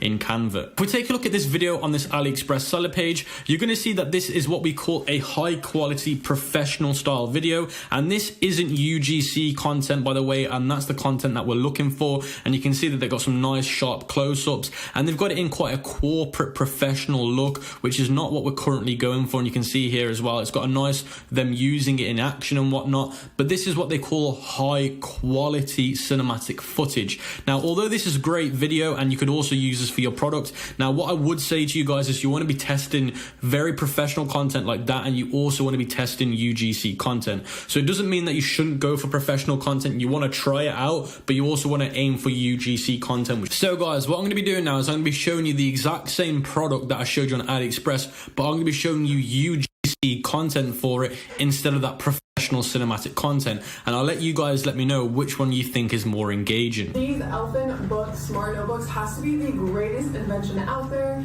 and let me show you how they work. Each 2.0 Smart Notebook comes with their own pen. The really cool thing about this notebook is that once you're done taking your notes, you can scan it into the app and you'll forever have your notes on your phone. Once you're done scanning your notes, you can erase it completely with a wet cloth that they give you, and bam, you have an environmentally friendly notebook that saves forests. That right there was what we call UGC content, which stands for user generated content. This woman here is the one that generated that content, and the aim of the objective is to make it not look so professional, but to make it look like somebody's actually using that content in real life, so it doesn't look like it's actually framed. And the reason why these do better is because, number one, they're more engaging, because this woman's speaking directly to you. And remember, this type of notebook would do really, really well for uni students, and this woman right here could look like she's part of a uni student and make it look like she's part of a university. The second thing is, it doesn't look like an ad. It looks more like an organic video that you'd scroll across on Facebook Reels, Instagram Reels, or TikTok Reels. So how I actually got this content is I actually went to a website called Bilo, or Billo, however you want to pronounce it, and make sure you use the links in the description and in the cheat sheet so you guys can get yourself some exclusive benefits and discounts, because you can get between 15 and 25% if you use my link. Now, once you made an account with Bilo, what you want to do is you want to hit get a video, and once you hit get a video, you want to integrate your Shopify store with them so you can select your product, and straight away it will be selected. Now, once you've selected your product, the two videos that you want to choose straight away is the video ad and the how-to video. And the reason why you don't want to go with the other ones is because when you're in the testing phase where you're just testing your product to see if they're actually going to work, these are the only two video structures that you're going to need. When you get into retargeting, you would want to go for an unboxing video as well. So these are the only two videos that you need to go for. Once you've done that, you want to hit choose, and you can click choose again. It depends which one you want to go for. Then you can change it here from 15 seconds to 30 seconds.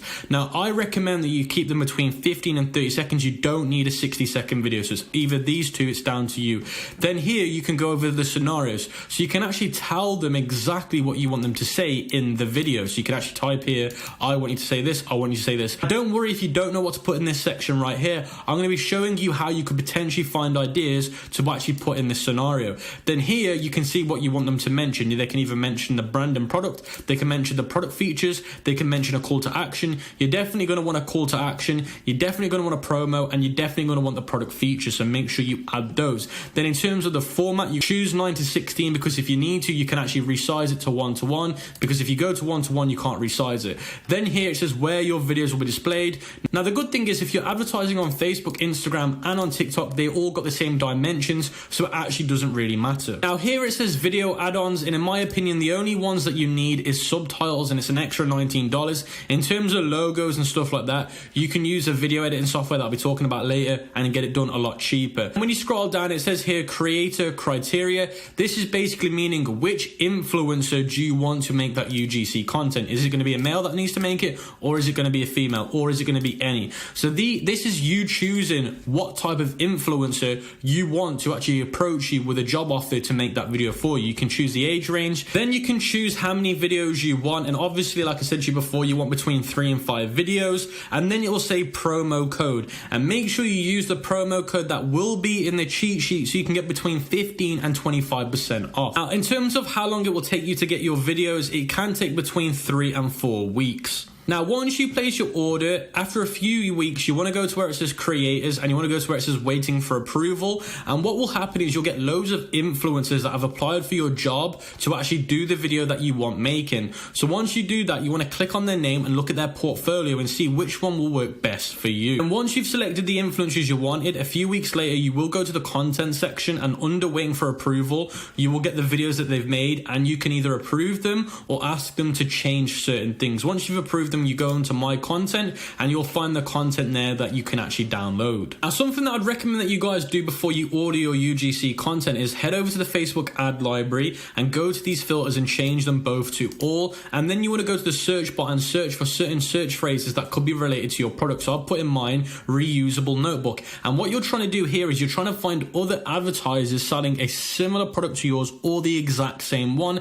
And the reason why you're doing this is because you want to get ideas on their ad copies, their ad headlines, how they've structured their video, how you can structure your video. So you can see if I scroll down, so you can see here there's an advertiser selling literally the same product as me. It's very similar to mine, and you can see they've gone for a medium ad copy. And remember, I was asking you guys to make a long, short, and medium. So you don't want to copy these ones, but you want to get influenced by them. So you might want to take it and change certain things from it. And you can see they've written save 20% when you buy the Dexa Smart Notebook today, trusted by over 30,000 happy customers, eco-friendly, made from limestone, the delivery days, and certain order in bulk. Basically, if you want to order in bulk, you can get it cheaper by this number. Now, obviously, this I wouldn't recommend doing, but basically, you want to look to see how they've structured it. Then you can see they're running a image ad, and then you can see here, this is their actual ad headline, which is 4.2 star Amazon reviews, and that's basically what their headline is. So I've just found another ad being ran by the same advertiser, but this time they're running a long ad copy, and this is what I'd call a long ad copy. And you can see if I compare this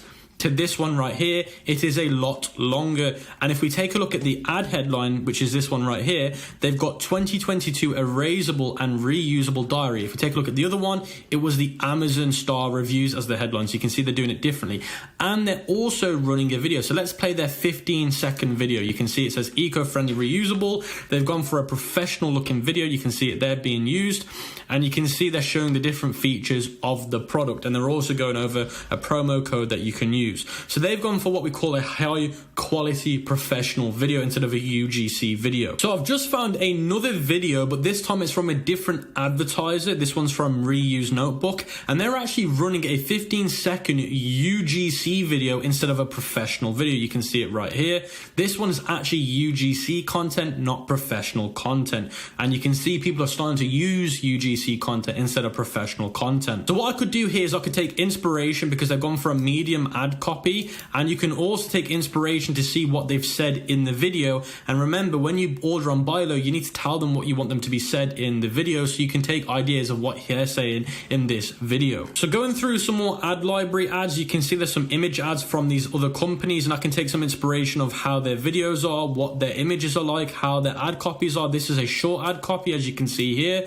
This one's more of a medium one. This one's more of a short one. If we scroll down again, we've got some more videos. They're going for what I call a longer ad copy. So you want to go through these and really get inspiration. You can see these ones are using carousel. So these are a carousel ad, and these can work really well as well. So you want to see how they've structured their carousel, and they've kept it very casual. And if we scroll down again, you can see some more advertisements. Really want to spend a lot of time by going through the ad library and studying these other advertisers that are advertising the product, because you can see here Rocketbook, they're doing loads of different ads for the same product. They're spending a lot of money on ads to get people to see these products. So you can see, look how many ads they're running. They're running loads and loads of ads. That must mean they're making some serious money. So you want to get inspiration to see what's working for them, so you don't make any mistakes in yours. So as I was saying to you guys before, you don't want to get any add-ons on the buy low section. You just want to get subtitles, and even then you don't have to. You can do them yourself. And the reason why is because you can get a software called InVideo, and I'm sure Ami's gone over this with you guys before.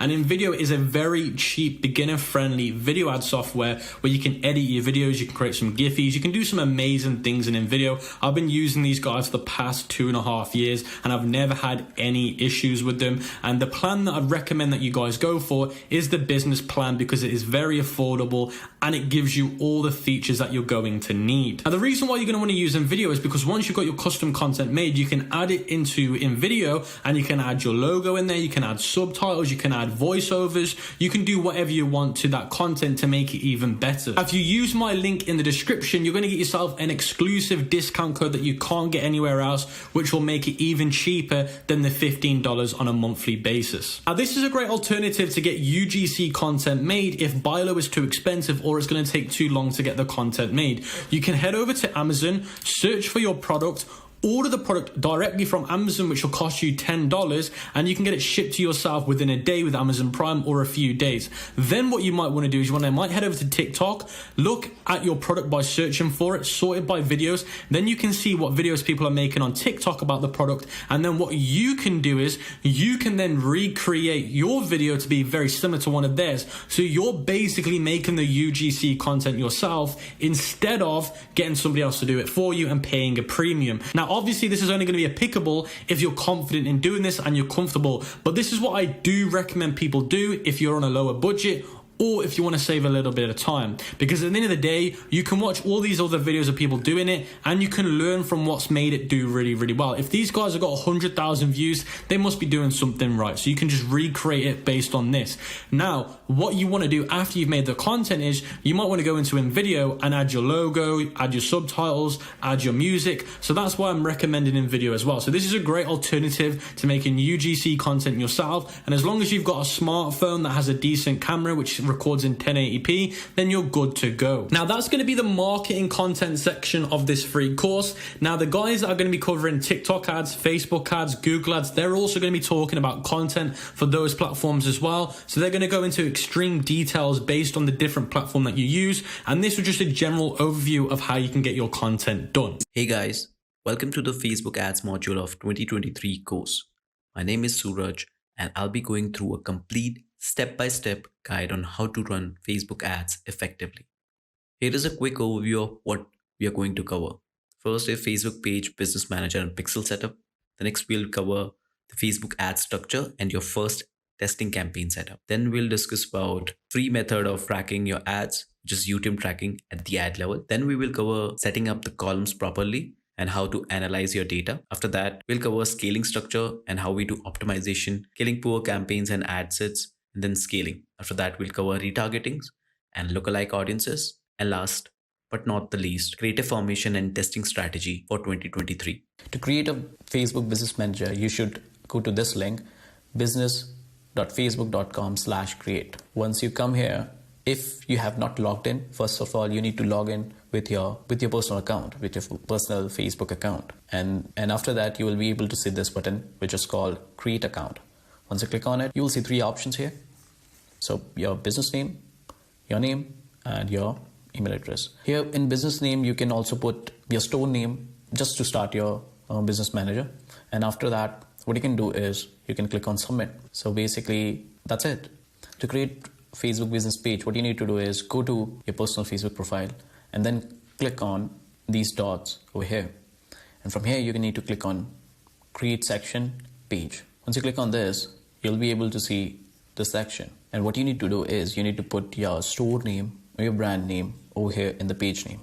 Let's say, for example, I put it Sephora. Okay. Category is basically niche in which you are working. So for example, if you are in beauty niche, you can enter beauty. If you are into gadget niche, you can enter gadgets. And similarly, if you're in general store, there should be an option for shop or online shop, retail shop, something like that. Let's say most of your product are into one specific niche, let's say gift shop. For example, if your store is a general store, I would highly recommend you to enter gift shop. Other than that, I don't think right now they have option for e-commerce or something like that. Convenience store can be one of the possible thing. Discount shop can be one of the option that you can put for general store. But yeah, I would recommend to go with a specific niche thing. So for example, let's say my store is in beauty niche. So I'll enter beauty.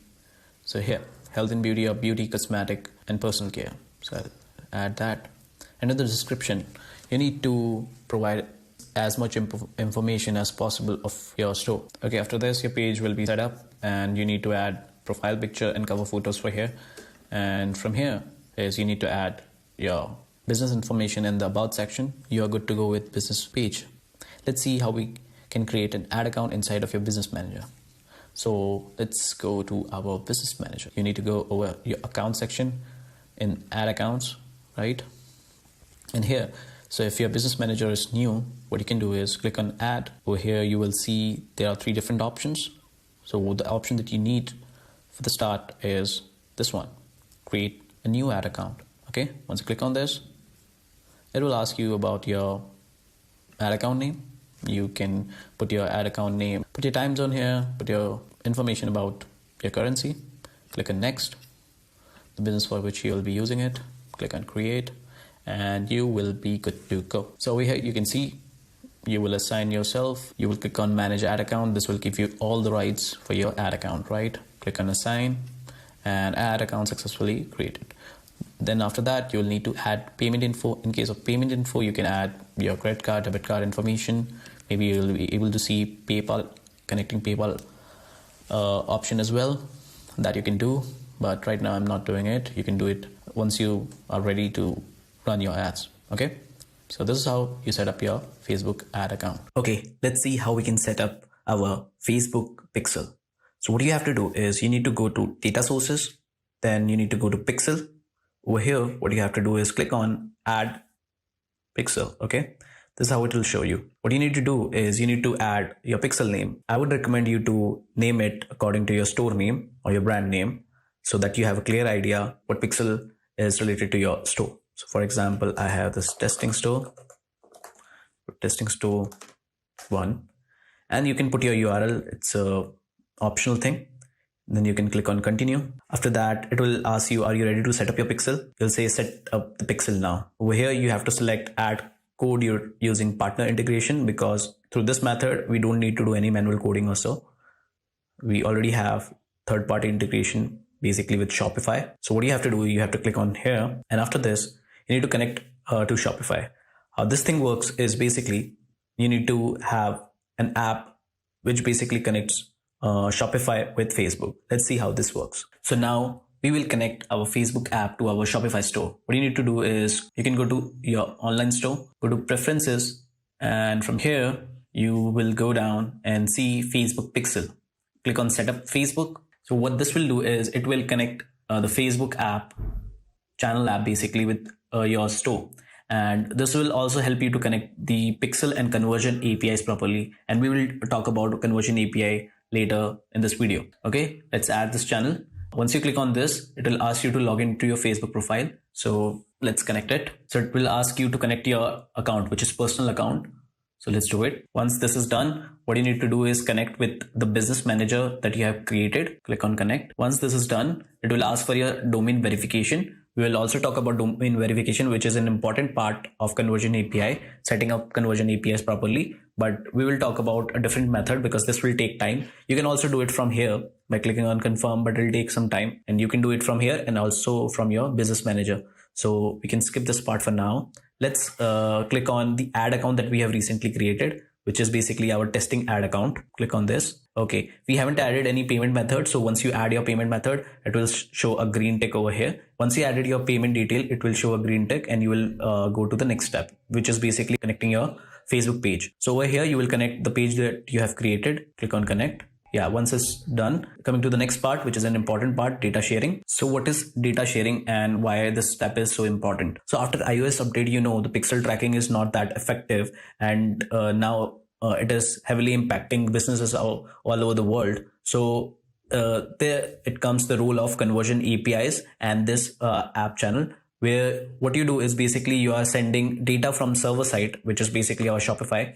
So Shopify is sending data to Facebook so that Facebook and Shopify together can see what customers we are converting, and based on that can do some optimization to bring more customer. So basically in here, what we see data sharing option, we have to select maximum, which means that you are saying to basically this app to provide as much data from Shopify to Facebook so as possible, so that you provide maximum data so it can give you better result because of the data that you are providing. It can be more optimized.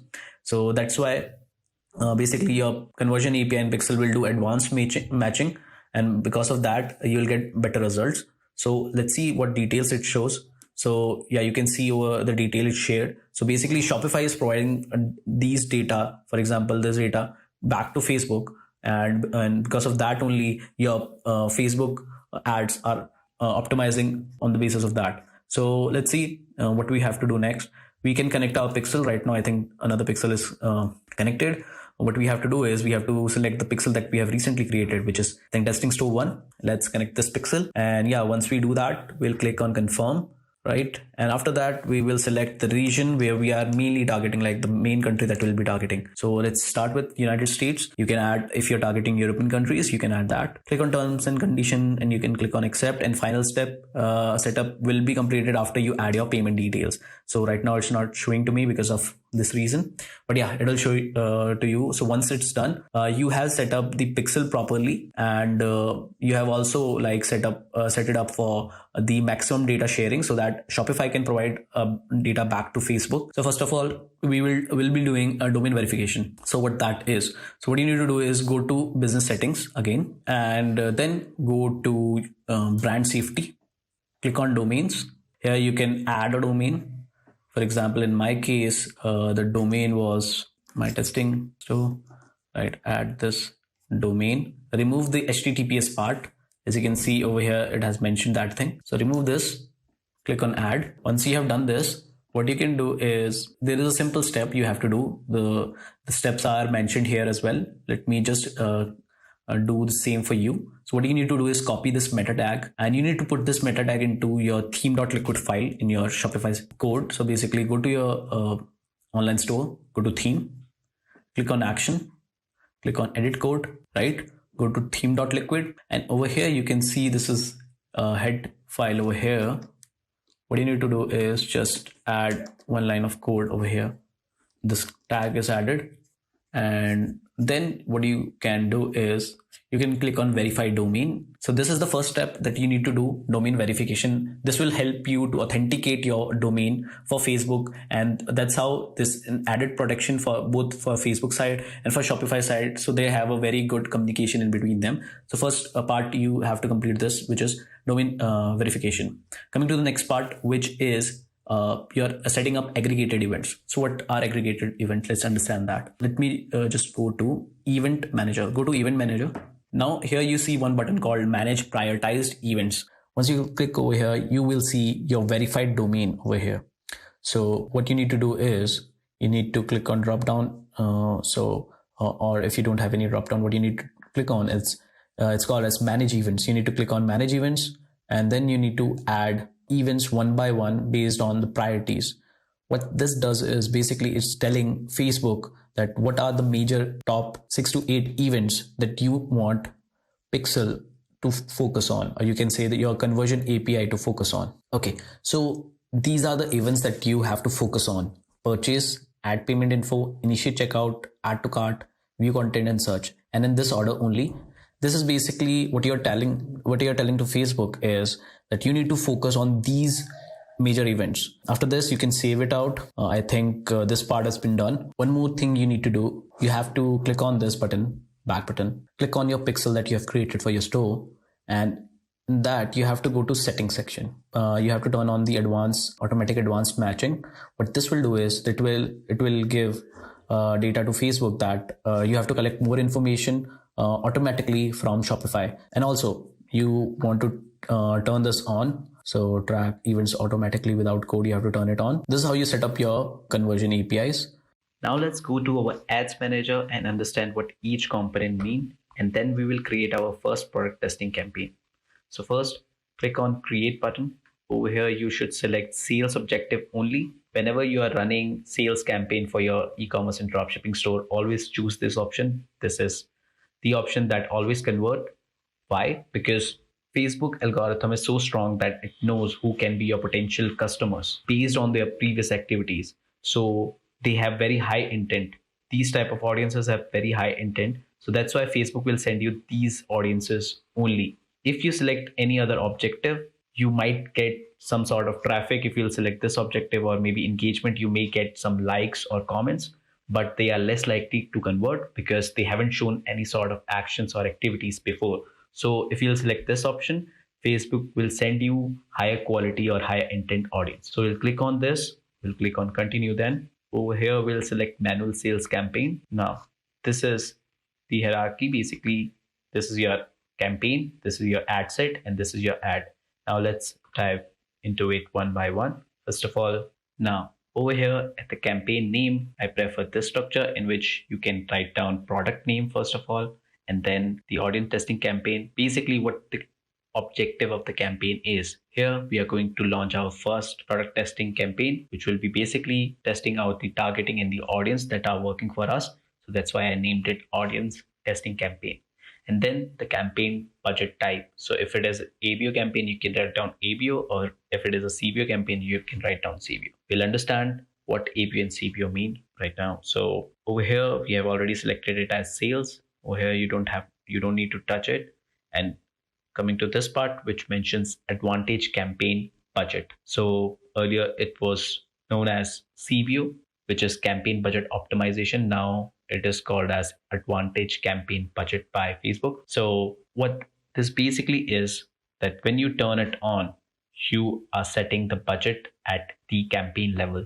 So for example, if you set budget $100, it means that you're telling Facebook to spend this budget according to any ad set that has been working inside of this campaign. So you're setting the budget at the campaign level and not at the ad set level. Whereas at the ABO, what you do is basically you set the budget at the ad set level, which means, let's say if you set a budget of $20 at the ad set level, you're saying that, okay, spend this $20 entirely to this particular ad set. Whereas when you select a budget, advantage campaign budget, and set budget over here, you're telling Facebook to spend that whole budget into whatever is working inside that campaign. It is possible that, let's say there are 5 ad set inside of it, and let's say one ad set is performing well according to Facebook. So it may spend $75 into it and rest of the budget in other ad sets. So it will decide according to whatever working inside of that campaign. For the start, we are going with the ABO. So for now, we will turn this off and we'll go at the ad set level. Over here, I normally write it down something as this date, and then audience, and then countries, then it's the age, and then auto. So what this means is basically I'm adding down all the information regarding that particular ad set. So at the ad set level, we are basically doing and basically specifying the targeting that we need. So as you can see, I've added this information on which date it is launched, and audience is basically the targeting. For example, like interest targeting, if you're doing, so we have to write down the interest name. And T4 is basically the countries that we are going to target. If you're targeting e-packet country, you can write down e-packet over here. Otherwise, I normally go with US, Canada, Australia, and UK. So these 4 countries I target. So I noted down basically T4, and then age, it can be something as 20 plus, 21 plus, or whatever targeting that you're doing based on your product. So that is something. And then auto is basically the placement, whether it is automatic placement or it is a manual placement. So for the start, we are going to do with auto. So this is something that I use. You can use your own template as well. Whether you want to add the date, you can remove it if you don't want, or anything that you prefer. But I would recommend to follow this template, in which basically you are specifying most of the important information that are there in this particular ad set. So after this, what you do is basically select the website, because that's where we will bring our traffic. After this, we'll select the pixel. Over here, you can see it's mentioning about create pixel. But what you have to do is, once we have created a pixel, we can select the specific pixel that we created, and then we'll select the objective as purchase. Okay. Once that is done, you should go over here, which is budget and schedule. Over here, you can select the budget. For the start, I normally recommend people to go with at least $10 budget for the start, because right now Facebook is getting expensive, but at the same time, the more important criteria is Facebook need a bigger set of data compared to earlier than iOS update. So after the iOS update, I would say it require bigger set of data. So for that, you may need to spend more compared to what you used to do before the iOS update. So I normally go with at least $10 budget for an ad set. So that is something you can do. If your product is a little expensive, let's say it's above $100, you can even go with $15 to $20. The more data you will provide to an ad set, that will be better for your pixel to optimize. And that's how your pixel will perform. So that is something that you can do. But for the beginners, I would say bare minimum, you can start off with $10. If your product is really cheap, let's say anywhere less than $25 or $30, you can even start with $5. But I will recommend to start off with $10 at least. For this, you should go with normally the next day and at the 12 a.m. time or the midnight, so that your budget is basically spread evenly throughout the day. So based on the time location that you have selected, your account will be optimized to that time only. So basically, whenever you select the midnight time, it will start spending the money from midnight to the next 24 hours. So on the basis of that, you can say that the budget is going to be evenly spread. Otherwise, you may select out other option that says 6 a.m. or so, but this is what is recommended. And this is not necessary. This is something that what we do is, like, whenever an ad set is not performing, we'll just turn it off. We'll not put an end date over here. After this is a section where we select our targeting, the right customer that we are going to target. So first of all, we'll not touch this part when we are just testing out our product. We'll come to this part, locations. You can select out other countries that you are going to target. For example, I'll select down Canada, Australia, and let's say United Kingdom. So yeah, I have selected the location, people who are living in or recently in this location. This is what you have to select. And now age is something that you should select. I normally go with 20 to 21 plus, but that also depends upon your product. If you feel that the product is for older demographic, you can definitely select the age group according to it. Otherwise, you can go with 20 or 21. That is something I select because I normally go with, because these are the people who normally spend anything less than 20 years. I feel that they don't have that much of spending power. So you can select according to your product and your audience. That is something you can do. And the next thing is gender. Over here, what you can do is, if your product is specific to a particular demographic or particular audience, let's say if you have a very specific beauty product, then you can select women. But I feel the Facebook algorithm is great. It will automatically target the right audience for you. So we always keep it broad and open. So that's why I always go with all. And then comes the important targeting part. When you're starting out, you have to provide broad interest to Facebook pixel so that it can optimize accordingly. I feel that, and I have seen this from last 1.5 year, that the broad audience are working really well. So anything above 5 million to 10 million of interest size are good for the start. So if you have audience smaller than that, I would normally not recommend that particular audience. So you should go with very broad audience. For example, health. If your product is in health niche, you can go with something like, as you can see, 380 million. Health and wellness, let's select this option. So you can see 280 million is the estimated audience size. So that's how you can go with. Right now, this advanced advantage detail targeting is turned on. If you'll turn off, let's see how much targeting size is there. Still, it is really big. It is fairly broad. So I would say select audience that has at least 5 to 10 million of size, and then you can select out single interest when we are testing out things. And basically this will try to find out people who are really interested into this particular topic, and you need to come up with anywhere from 5 to 10 different type of interest related to your product when you're starting and testing out things. So this is something detailed targeting or the interest targeting means. And this option, what it basically does is that it will try to find out very similar audience which are likely to be related with this audience, and it will try to find out very similar audience to it. So if you feel that your audience size is small,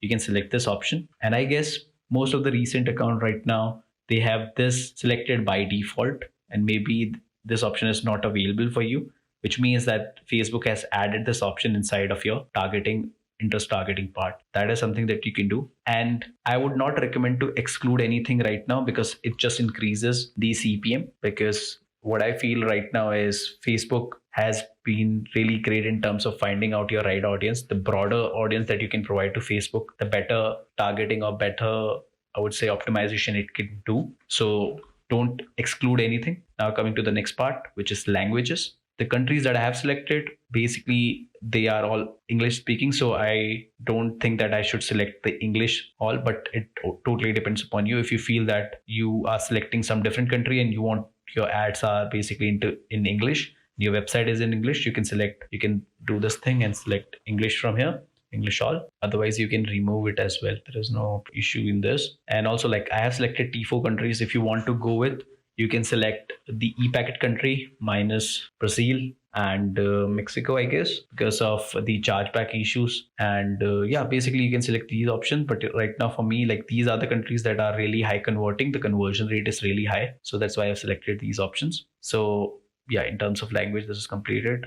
Let's see. Now coming to the part of placements. Placement is basically where you want to showcase your ad into their platform, into Facebook and Instagram platforms. For example, I just wanted to show you how many platforms or what are different options are there. For example, feeds. Let me just show you what other different options are there. Facebook feed, Instagram feed. So these are feed places and placements where your ad can be shown. So for the start, if you're just testing out your product, you should not select manual placement. You should always go with advantage plus placement, which was earlier called as automatic placement. Why? Because you want Facebook to optimize and try out different type of placement and then optimize on the basis of that to select out the best thing that is working for you, right? So in case, like, if you feel that you know that your audience will only check the feeds, then you can do the manual placement. But from my experience, you should always go with the automatic placement, or what it's called now as advantage plus placements. So because Facebook algorithm, as I mentioned, is great, and it will do its job of finding the right audience, the exact audience for you. So you don't have to basically check out each placement and find out and do the manual placement exactly. So go with the advantage plus placement for the start. You don't have to touch this part for the start. This is already selected. So now we can go to the next section, which is the ad. So this is the area where you put your creatives, your ads, and put other information related to it, like ad copy, headlines, and description. So let's understand this. So ad name, you can put down the ad name, whatever you like. For example, image 1, or let's say video 1. So based on whatever you feel is good, you can put down the name of your creative. So identity is basically selecting the exact page that you have created for your product or for your store. And then here you select your Instagram page. For example, let me select this one. And yeah, based on this, now you have to come down, ad setup, create ad, And over here, you have to select the manual upload. Once you do that, you can first select on single image or video. You don't have to touch this part. Coming to the section, add creative. This is the place where you have to upload your creative. So you can click on add image or add video. So for example, if you have image ad right now, you can select, you can upload it from your computer and it will be uploaded here. So for example, let me select this one. I would say for image ads, always go with the resolution of 1:1 or either 4:5. That always works for Facebook. Once you do that, click on next. And Facebook have this optimization that I was doing recently. I would not select all these options for the start. Then I'll click on done. Once it is done, as you can see, different type of placement over here. You can click on advanced preview to just check out how each placement is looking. Like for example, Facebook feeds and all possible placement over Facebook platform. So once you do that, coming to the next part, which is primary text. Once you have added the creative over here, what you have to do, you have to go to the primary text. What is primary text? This is the place where you add your ad copy, which basically show over here and a different placement. Basically, whatever ad copy you see in your ad, basically you add this in the primary text. So what should be the structure of your ad copy? Normally, I go with this type of structure. So this is just a template. This is not, I would say, the exact words that you have to put. This is a template that I have created. So this is a template of a long form ad copy. You can also go with small form ad copies. So over here, as you can see, I have written down this as a first line, which can be a bold headline or a pain point or asking question to your direct customer. So for example, this is a product in which you can write down something as the coziest slides for Christmas this year, something like this you can add. And then maybe pain point is something like in which you can talk about cold or anything which your direct customer can relate to it, and asking question in which you can ask a question that is highly related to your customer so that they will stop scrolling and see what's written or what's about your ad. So then you can introduce your product, and after that you can have 3 to 5 points related to your product. It can be, if you are writing down 3 points, then it can be 2 benefit of your product and 1 feature. If there are 5 points, then you can write down 3 benefits and 2 feature of your product. And after that, you can add this thing, which is basically trust factor, or you can add star rating. By trust factor, something like you can use as over 1,000 plus happy customers. For star rating, what you can do is like having 5-star icon and then 4.8 out of 5 rated by 1,000 plus happy customers, something like this. You can add it. And then offer or scarcity. This is something that you can add, for example, offer 50% off for and sales ends today. So that is something that you can add. And then shop now and providing a link so that the customer know what action they have to take after reading this. So this is a long form ad copy that you can use. Similarly, a short form is something that you can use by following this. Like the first line would be similar to it, and then ending it with offer scarcity and then shop now. So these are 2 type of ad copy that are being used. This is a simple template that you can use to basically add into your ad copy. And then over headline, what you can do is something like, again, you can use this extension called as Joy Pixel. Over here, you can use it, for example, like this, and then 4.8 of 5 rated or ratings. And then over description, you can write down something as free shipping. And also you can try out multiple combination of it. So this is just an example. You can put out any small 3 to 4 word benefit, or you can put down any offer or any scarcity. That's the thing that you want to add into it. Like after seeing your product through the ad, they may be looking out for trust factor or maybe offer. So that is what you can provide into your text. Now, coming to the next part, which is call to action. Over here, you should always select shop now because that is what been highest converting for us and for most of the stores that I know.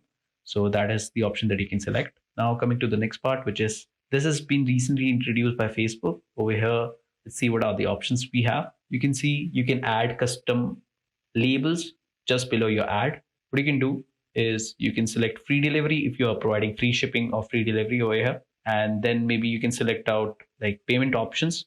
Let's say if you're providing PayPal as a payment option, you can add it just to increase the trust factor. And coming to profile part, this is something that I don't go with. You may select this option if you feel that providing that information may increase the trust factor, you can do that. Okay, so once we have added these information, this is the destination where you want your traffic to go after seeing this ad. So basically you want to provide the product page or the landing page where you want to send the traffic. For example, you can put down your product page link over here. So once this is done, what you have to do is you have to go to this tracking section. So what we have to do is like we have to add UTM parameters. So let's understand what UTM parameters are. Now, let's talk about UTM tracking.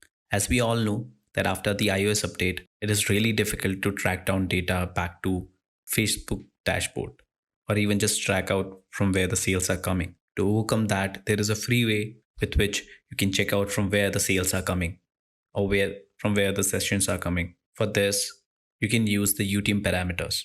What are UTM parameters? So basically, they are kind of extra parameters that you can add along with your URL so that if someone clicks on your ad, for example, let's say they click on shop now button. So whenever they will go to your website or the landing page, some extra parameters can be added along with the URL so that that information can be provided to third-party tools like Google Analytics or even your Shopify.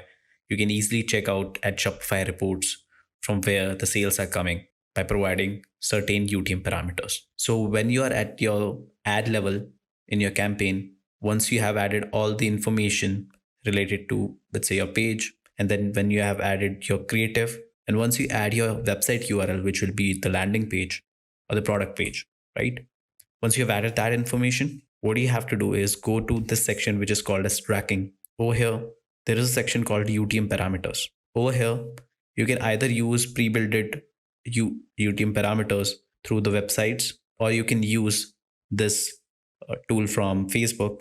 You can click on this and you can see these are some of the parameters, which we call as campaign source, campaign medium, campaign name, campaign content. Over here, you can provide certain data, let's say about your campaign name or your ad set name or your ad name. And once someone clicks on basically any button that you have, let's say shop now button. So along with the URL, along with your landing page URL, these information will also be added to your URL.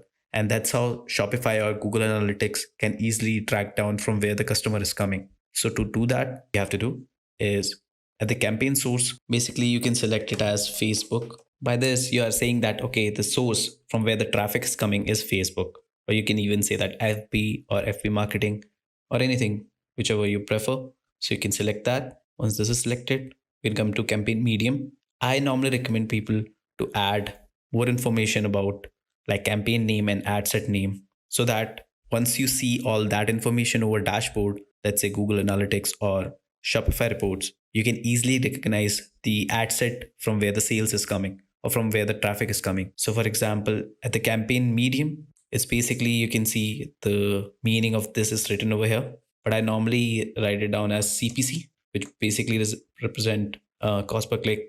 I would say like the paid campaigns, or you can even write down here as the placement info. Over here, you can write down the campaign name. At the campaign content, you can even write down as ad set name, and you can even add some more parameters, which I normally do is like UTM term. And over here, you can write down the ad name. So basically, you're providing a good amount of information at the UTM level through which once you are at your Google Analytics section or at your Shopify dashboard report section, you can easily track down that. So for example, once we have added these information, so basically once anyone click over your ad, let's say shop now button, so along with this URL, these extra parameter will be added to the URL.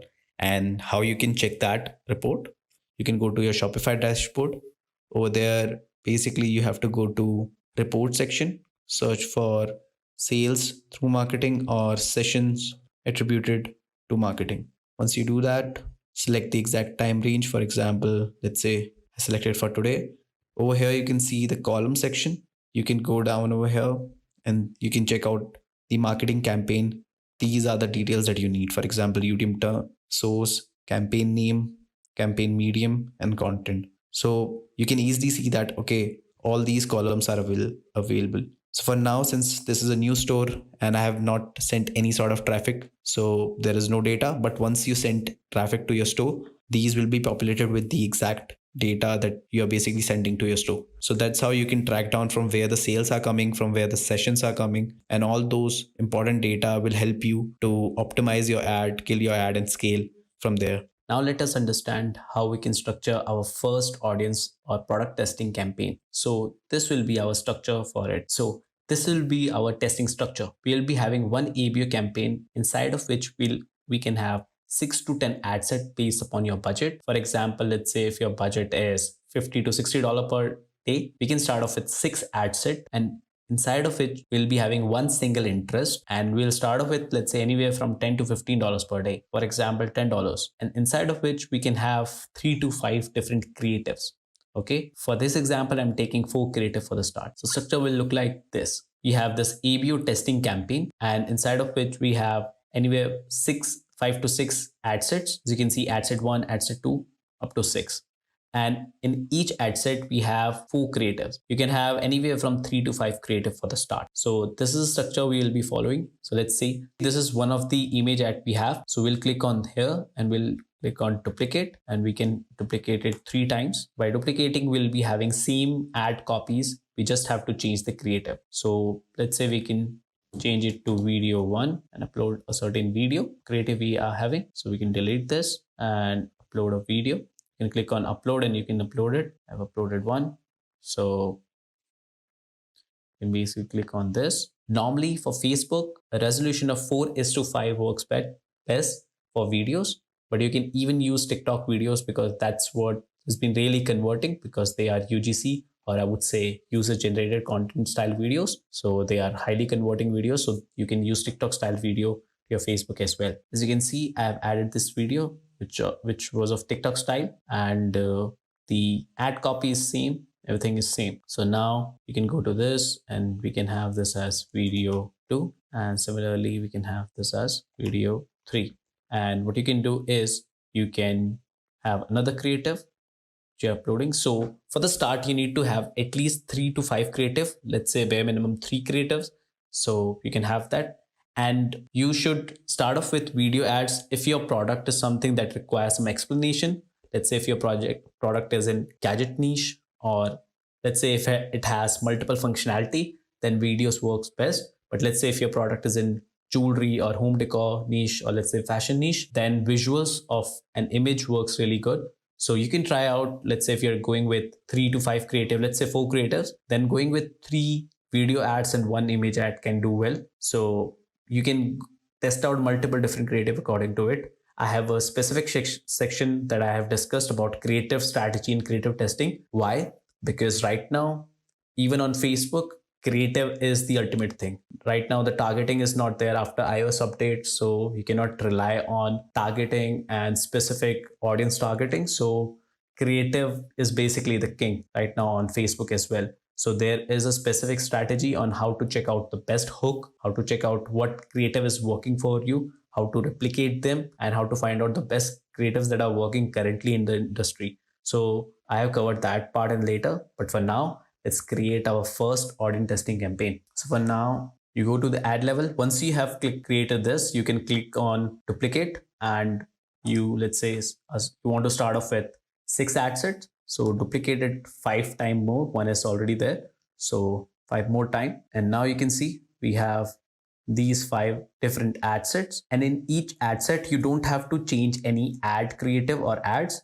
You just have to change the interest targeting, the individual interest targeting. And how you can find out interest, you just have to check out broad interest or broad possible interest into your category or basically your product. Let's say if your product is in health niche, health and wellness niche, you can generally type out like health, and you can find out some of the good interest out of it. And you can click on suggestion, and you can find out more interest related to this particular thing. Like for example, physical fitness, it has a very broad size, and you can basically select this interest, and yeah, you can then replace this audience name into this particular ad set name, and that's it. And similarly, you have to do the same with other interests. For example, you can check for, let's say, healthy habits. It looks a good size to me. And then basically you can check out, okay, yeah, The size is good, 84 million. And similarly, what you have to do, you have to do this for all the new ad sets that you have launched, and then you have to just click on publish. Once that is done, you will notice, okay, you have now 6 ad set, each are at $10 budget. So your daily budget would be $60. Before I jump into our testing strategy, let's understand how to read and analyze data properly over our dashboard. To do that, what we have to do is we have to click over here and we have to click customize columns. Now we're going to set the important columns that we need, and how we will set our columns and how we will arrange them depends on our funnel. So at the top of the funnel, we have our creatives or the ads, and we need metrics that through which we can understand our ads properly. And these are the parameters that we'll look for: CPC, CTR, CPM, average playtime, and also like impression and frequency.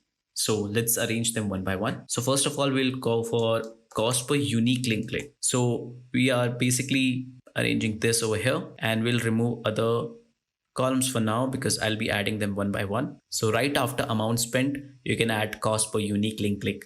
It's basically the cost that you're paying to get a unique link click. Basically, you can keep other parameters like quality ranking, engagement rate ranking, and conversion rate ranking for now because these are also important parameters. But for the rest of the things, we are going them one by one from top to bottom to understand how our funnel works and each parameters that are involved to understand each part of the funnel right from the top. Like right now we are doing it for ad creatives. So at the top, to understand our ad creative, we have added cost per unique link click. The next parameter we have to look for is the CTR. CTR is nothing but the click-through rate, which means out of all the impressions that Facebook is, I would say, showing to people. So out of all the impression, how many people are clicking and basically engaging with your ad? So basically clicking. So what we are looking for is the outbound CTR. Why? Because this is the particular CTR which gives us a data of out of all the impressions, how many people are basically clicking on our ad and they are basically coming to our website, which means the outbound is happening, which means they are coming out from their Facebook platform or the Instagram and they are coming to our website. So that is the CTR that we are looking for.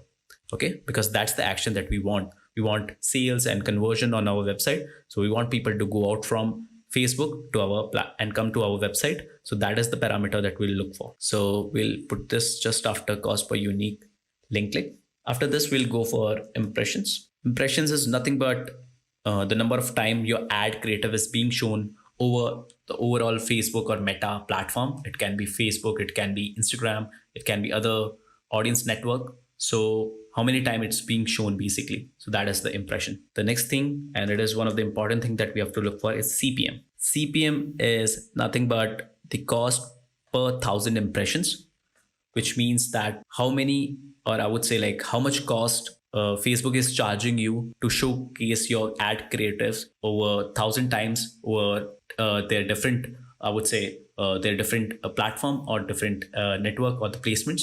So this is the, I would say, this is the actual cost that Facebook is charging to you. They are actually not charging you for like clicks and all. So they are charging you for each impression. So that's why this is an important parameters.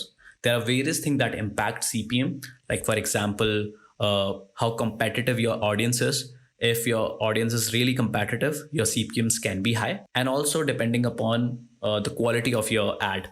So if your ad is not that much of engaging and maybe the quality is not that great, so it can penalize you for that. So that's how your CPM is determined. So let's go to the next metrics that we have to look for. It's called as frequency. Normally it's not required at the start because normally Facebook show your ads to new people, but this is a parameter that you will require later on the stage when you're checking for ad fatigue, when you're doing retargeting campaigns and all. So that is the metrics that you can use to check out how many times a single person is getting your ad is being shown to them.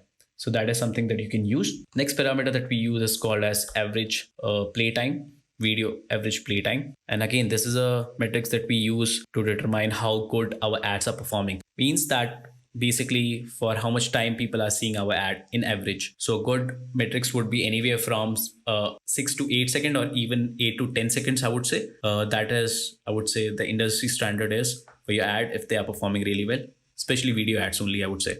So this is the next metrics we have to use. Now, These are the metrics that we have covered, from cost per unique link click till your video average play time. This will help you to determine how your ad creatives are performing, and you can easily understand on the basis of these metrics whether your ad is performing well or not, whether you have to replace it, whether you have to scale that particular ad and use them into your scaling campaign or not. So these metrics will help you a lot in terms of understanding everything related to Facebook ads, or the front end part of your ad, or I would say like pre-click metrics. Now let's understand and go to the next part, which is your landing page or your website. Once someone clicks to your ad, then they comes to your landing page or your product page.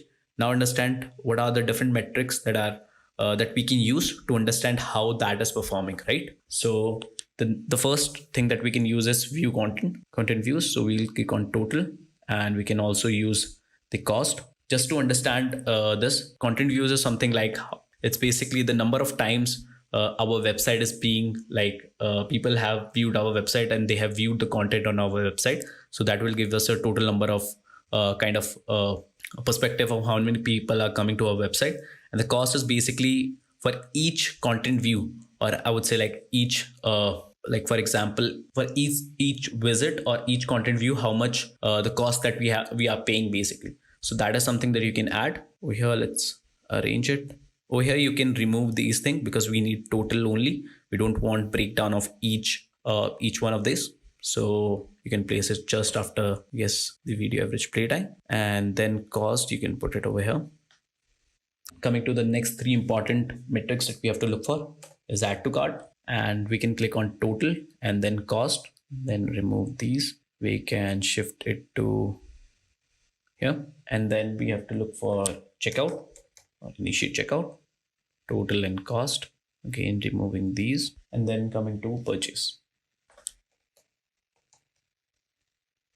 We'll also select the value of purchase so that we can get the total amount on our dashboard as well. Okay, now coming to the most important metric that we have to look for, it's the ROAS. So we'll look for purchase ROAS, and you can place it right over here, but I normally prefer it at the top of my column metrics because it's the most important parameter, or I would say the metrics you have to look for. So just after, I guess, amount spent, you can put it over here. So I normally do this, and once you do that, you can click on save as preset, and then you can name it as something ecom or drop shipping. So once you do that, you can click on apply. Now, before I again jump into the testing part, let's understand what ROAS is. ROAS is nothing but return on ad spend. Means whatever return you are getting after spending $1 on your ads. So for example, if your ROAS is 1.6, it means that for each $1 that you have spent, you got $1.6 back. So now understand what break-even ROAS means. So break-even ROAS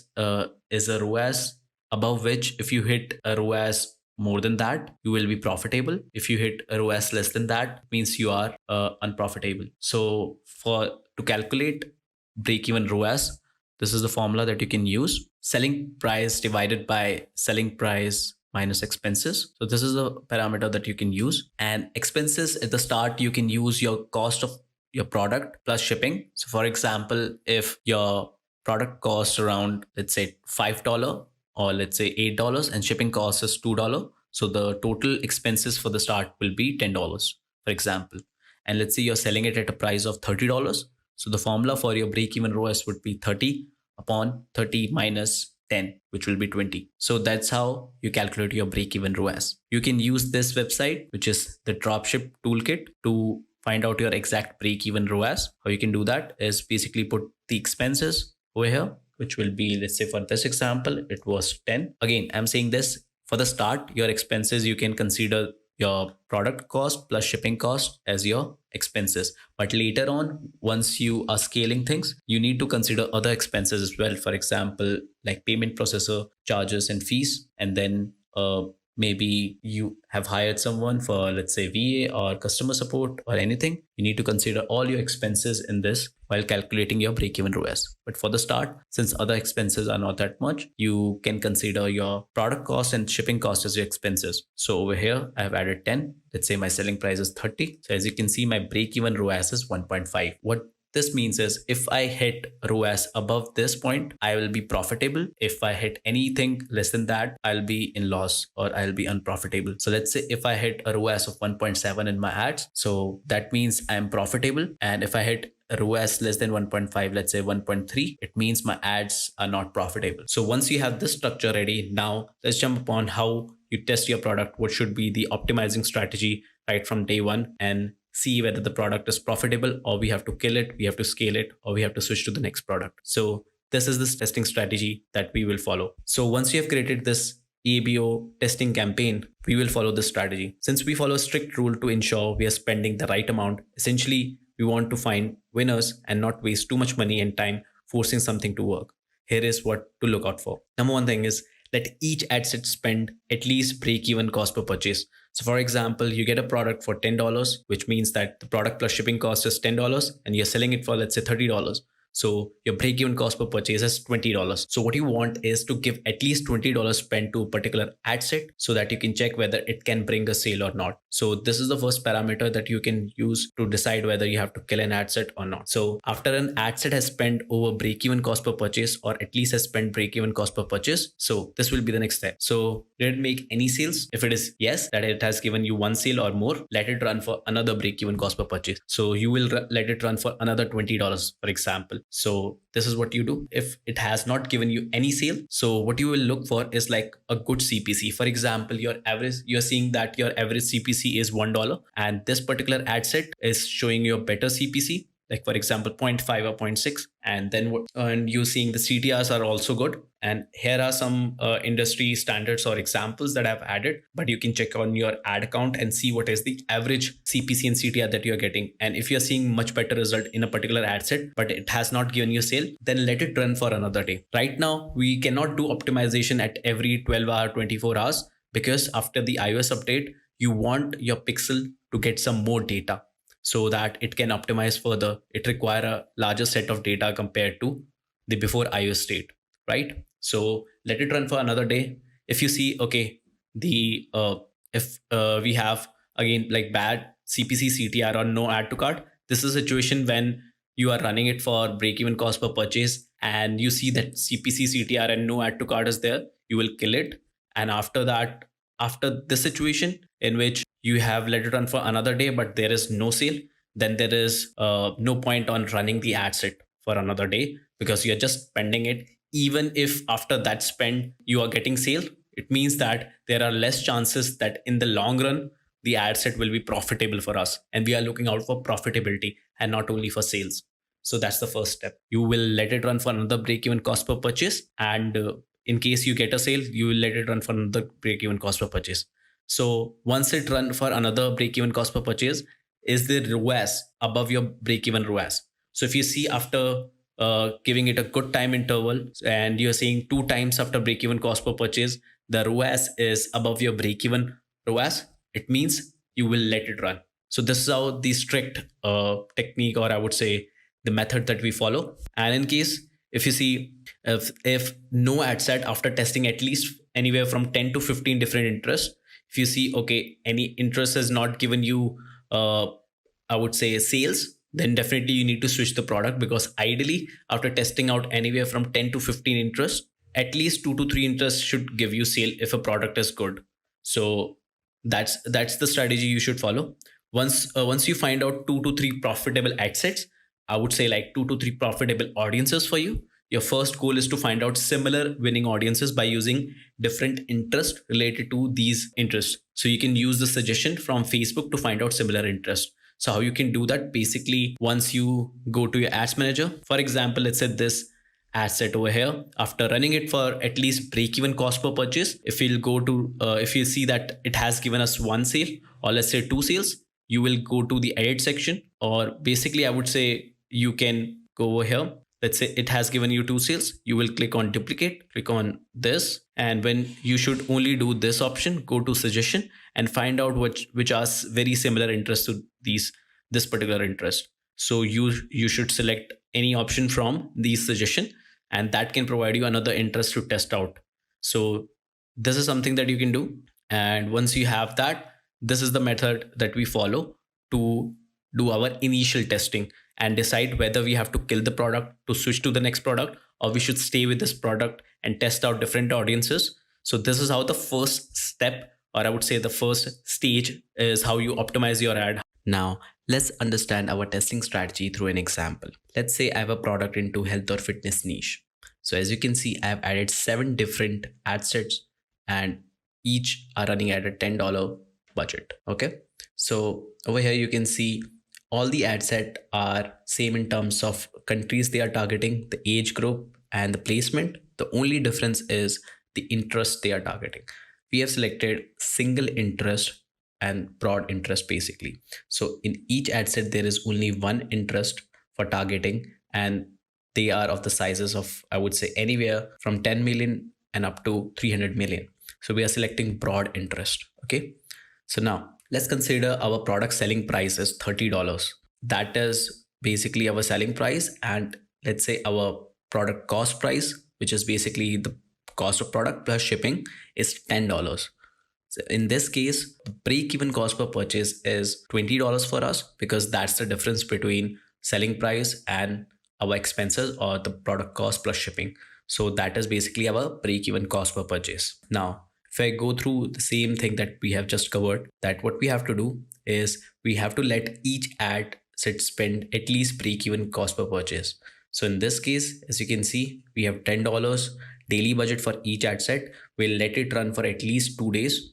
And then that's when we will decide whether we have to kill an ad set or what actions we have to take. Now, the next step is basically after they have spent break-even cost per purchase, did it make any sales? So let's say in this case, let's say these two are the ad set that has given us one sale each, and rest of the ad set have not given us any sort of sales. So now in the case of yes, let it run for another break-even cost per purchase spend. So since they have given us sales, it means that they may be our potential winning audience. So we'll let it run for another $20 and we'll check whether they can give us another sale or not. We want to check the consistency so that we can find out a consistent winner for us. So that is something we'll do for these ad set. But for the rest of them, what we will do is if they are showing basically good CPC and good CTR, we'll let it run for another day. So this is the thing when you're just starting out, a pixel is new. So the thing is that there is not much data, and especially after the iOS update, you need bigger data sets. So in this case,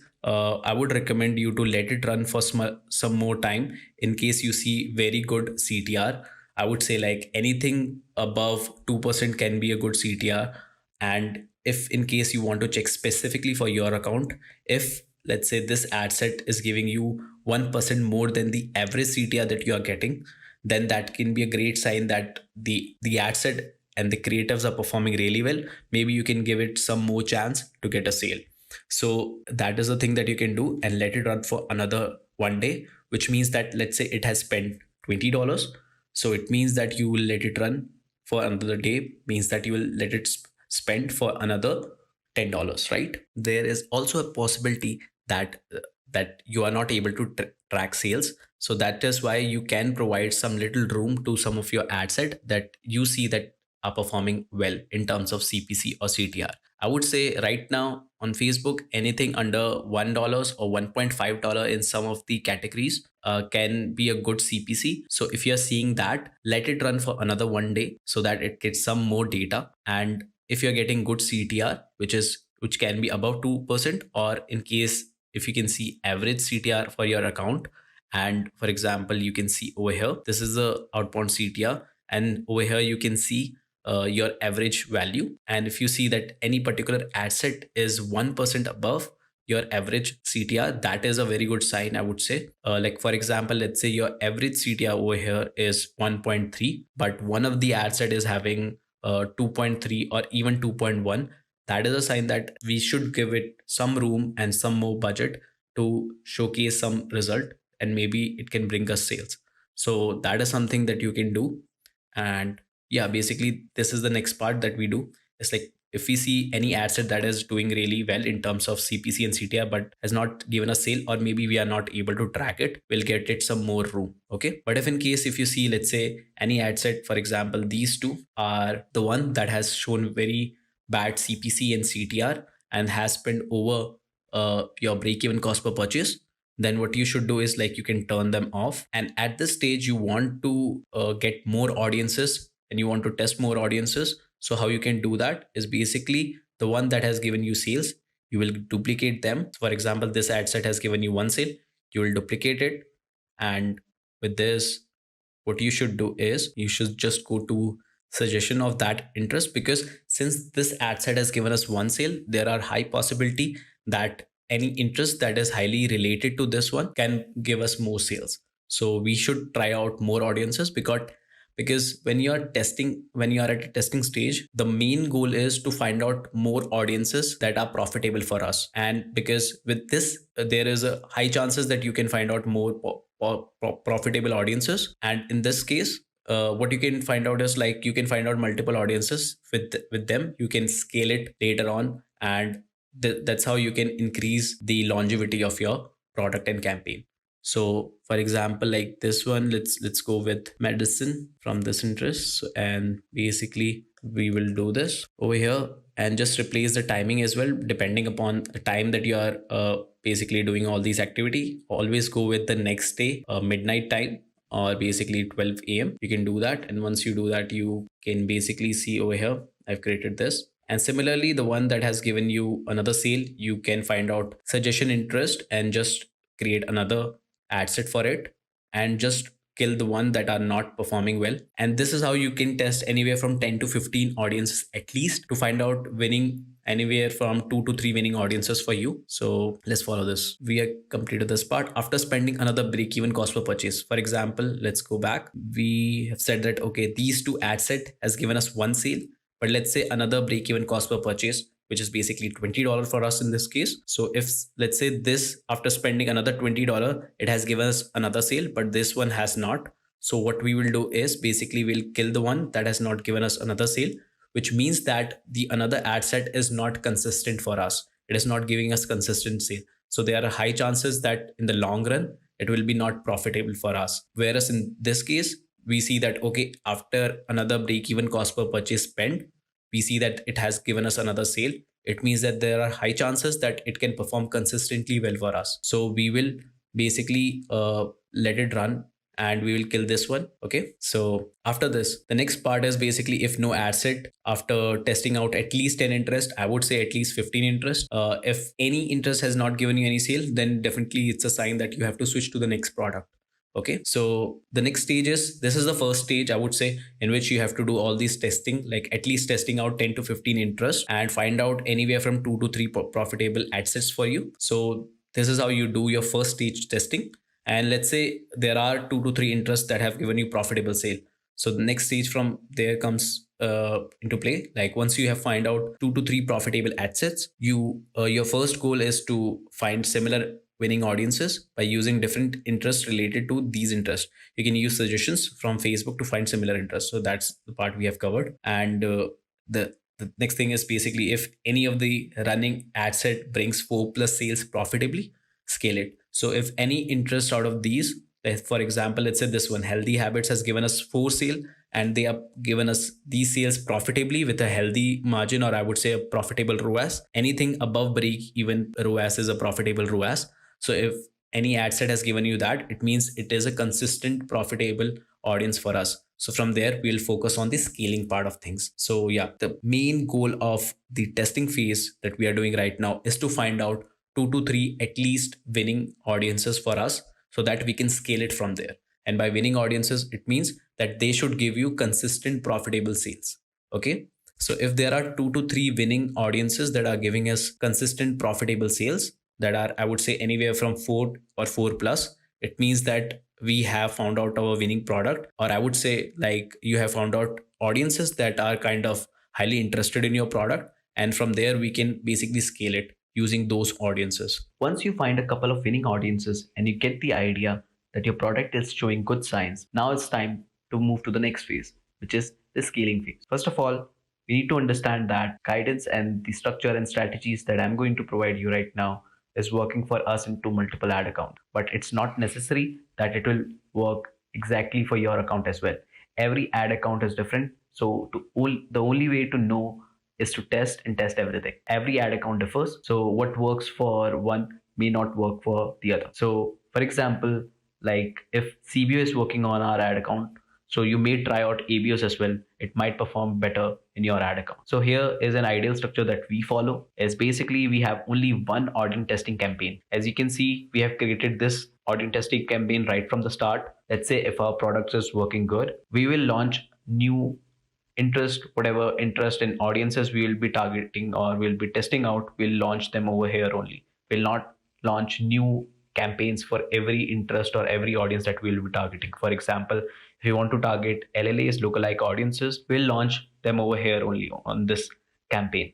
We'll not launch another campaign for it because we want to keep our ad account simple, and because of that your performance will be much better than having very complex structure into your account. So the one campaign that we create is like one audience testing campaign. Normally we launch it as an ABO, so all the audiences are tested here including lookalike audiences. One campaign which is one creative testing campaign, it can be again your ABO campaign. Some people can prefer it to do in the same audience testing or your prospecting campaign. You can do it over here to make it even more simpler, but you can have it like I normally keep it separate. So you can have one creative testing campaign which is basically the ABO campaign again. In this, what we do is like we test new ad creatives, and what we do is like we have our best audiences that are performing consistently for us. We try out new creative into those audiences basically. So I will provide a more structured approach on how to do this creative testing basically later in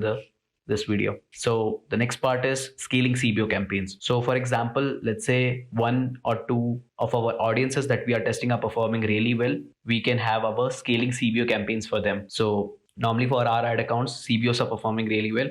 So basically what you can do is you can launch a CBO campaign. So I'll show you an example on how to launch a CBO campaign for your winning audiences or a potential winning audiences. You may also try out ABO if CBOs are not performing for you, or you just want to test out which thing is working on your ad account, whether it's CBO or ABO. Okay, and this one is basically the retargeting campaign. So this is basically we'll discuss later on in this video, but we have this campaign again as an ABO campaign. Normally we do ABO, but again it also depends upon your testing. You can test out both ABO or CBO, whatever works on your account for a smaller budget. Normally retargeting campaign require lesser budget because the audience is very clear. So you know that the audience size will be smaller and they can be targeted easily. So that's why you need smaller budget to target them. So this is basically the ad account structure that you can have once you have found out a good winning product for you. So you can basically structure your ad account according to this, and then slowly you can scale it further from here. So now let's understand how we can scale after this. So for scaling, there are two methods for scaling mainly. One is vertical scaling and another is horizontal scaling. Vertical scaling is basically when you increase the budget of your existing campaign or ad set and you just expand your daily spend limit. So because of that, you are just telling Facebook that you will be hitting more audiences on daily thing, and that's how you scale your particular campaign or ad set. Another method is horizontal scaling, in which you basically try to find out different pockets, and that you can do by either duplicating your current ad set and by trying out different audiences as well. So that's how you do horizontal scaling. So you try out to hit different pockets of audiences by duplicating your current winning ad set and trying out basically similar type of audiences according to it. It can be single interest, it can be different lookalikes as well. So now let's understand how we can scale it after we have found out our winning audiences. Let's just understand with an example on how you can scale your ads once you have found out your winning audience. So for example, let's say you have this particular ad set that has been profitable for you and consistently providing you sales, and you're seeing profitable ROAS. Now what you can do, there are two options that you can follow. Number one is basically you can create a CBO campaign for it. You can click on duplicate, click on new campaign and make 4 copies of it. Objective will be same. You can name it something as the product name, and then you can say that CBO and then click on duplicate. So now this CBO campaign has been created. Now we need to understand this, that we have to go to this advantage campaign budget. We'll turn on this option and we'll raise our budget to $100. So $100 is something that I would recommend whenever you're launching a CBO campaign, because that will give it a good amount of data and to basically optimize pixel and basically allocate budget to the right audience. So that is a good budget when you're starting out with CBO campaigns. And As you can see, there are 4 ad set inside of it, but each ad set has the same audience. So what it will do, it basically, we have a big audience size. As you can see, 104 million plus for this audience. So what it will do is these 4 ad set will hit different pockets of your audience. So that will increase the chances of hitting the right pocket inside the same audience. And with that, basically CBO will hit and basically allocated budget to particular ad set that is giving the best result according to it. So that's how CBO campaign works really well during scaling phase. So whenever you find any profitable audiences for you in the testing phase, always try to scale it with CBO at the first stage. If that doesn't work for you, so the next step that you can do is you can even try out the ABO version of it. For example, this is our testing campaign. We go at the ad set level. As you can see, this is our health and wellness audience. So over here, you can see that if it is a profitable audience for us, so if it is a profitable audience for us, you can even duplicate it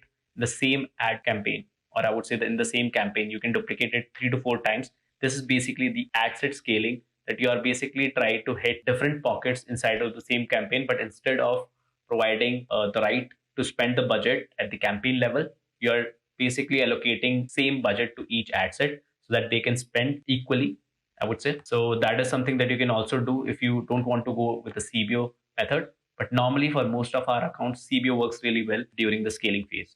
So that is something you can do. So that is basically how you can scale the first stage. But at the same time, you want to do horizontal scaling. And by that, what it means is you want to hit different pockets and different audiences. So how you can implement that? So for example, let's say this is the audience that has given you consistent sales. For example, 4 sales with a profitable ROAS. The next thing you can do is basically click on duplicate, and you can try out 3, 4, 5 different ad sets. You can create it and try out different audiences. But for example, right now, I'm just creating 1 copy. So what you have to do is you can click on duplicate, and at the ad level, you have to again find out the suggestion interest. So this is basically interest horizontal scaling that you can do. So whenever you are at a stage where you have got anywhere from 2 to 3 different interests that are consistently providing you good sales, you should always try out like CBO scaling, and at the same time hitting and finding out more audiences that are basically that can basically provide you profitable result.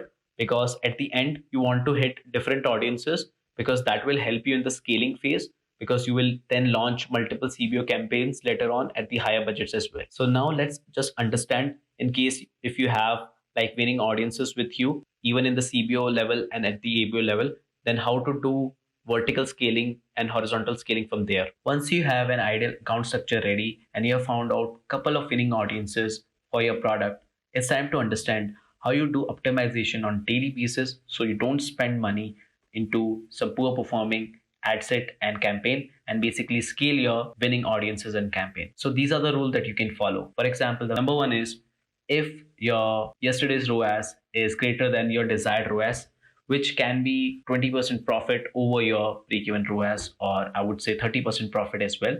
So let's say if your break-even ROAS is 1.6 and you're hitting 2.1 or 2.5 ROAS, it means the ad set or the campaign is performing really well. So in this case, you can scale the budget by 20%. So let's say if you're running a CBO campaign at $100, you can increase the budget by 20%, which will be $20.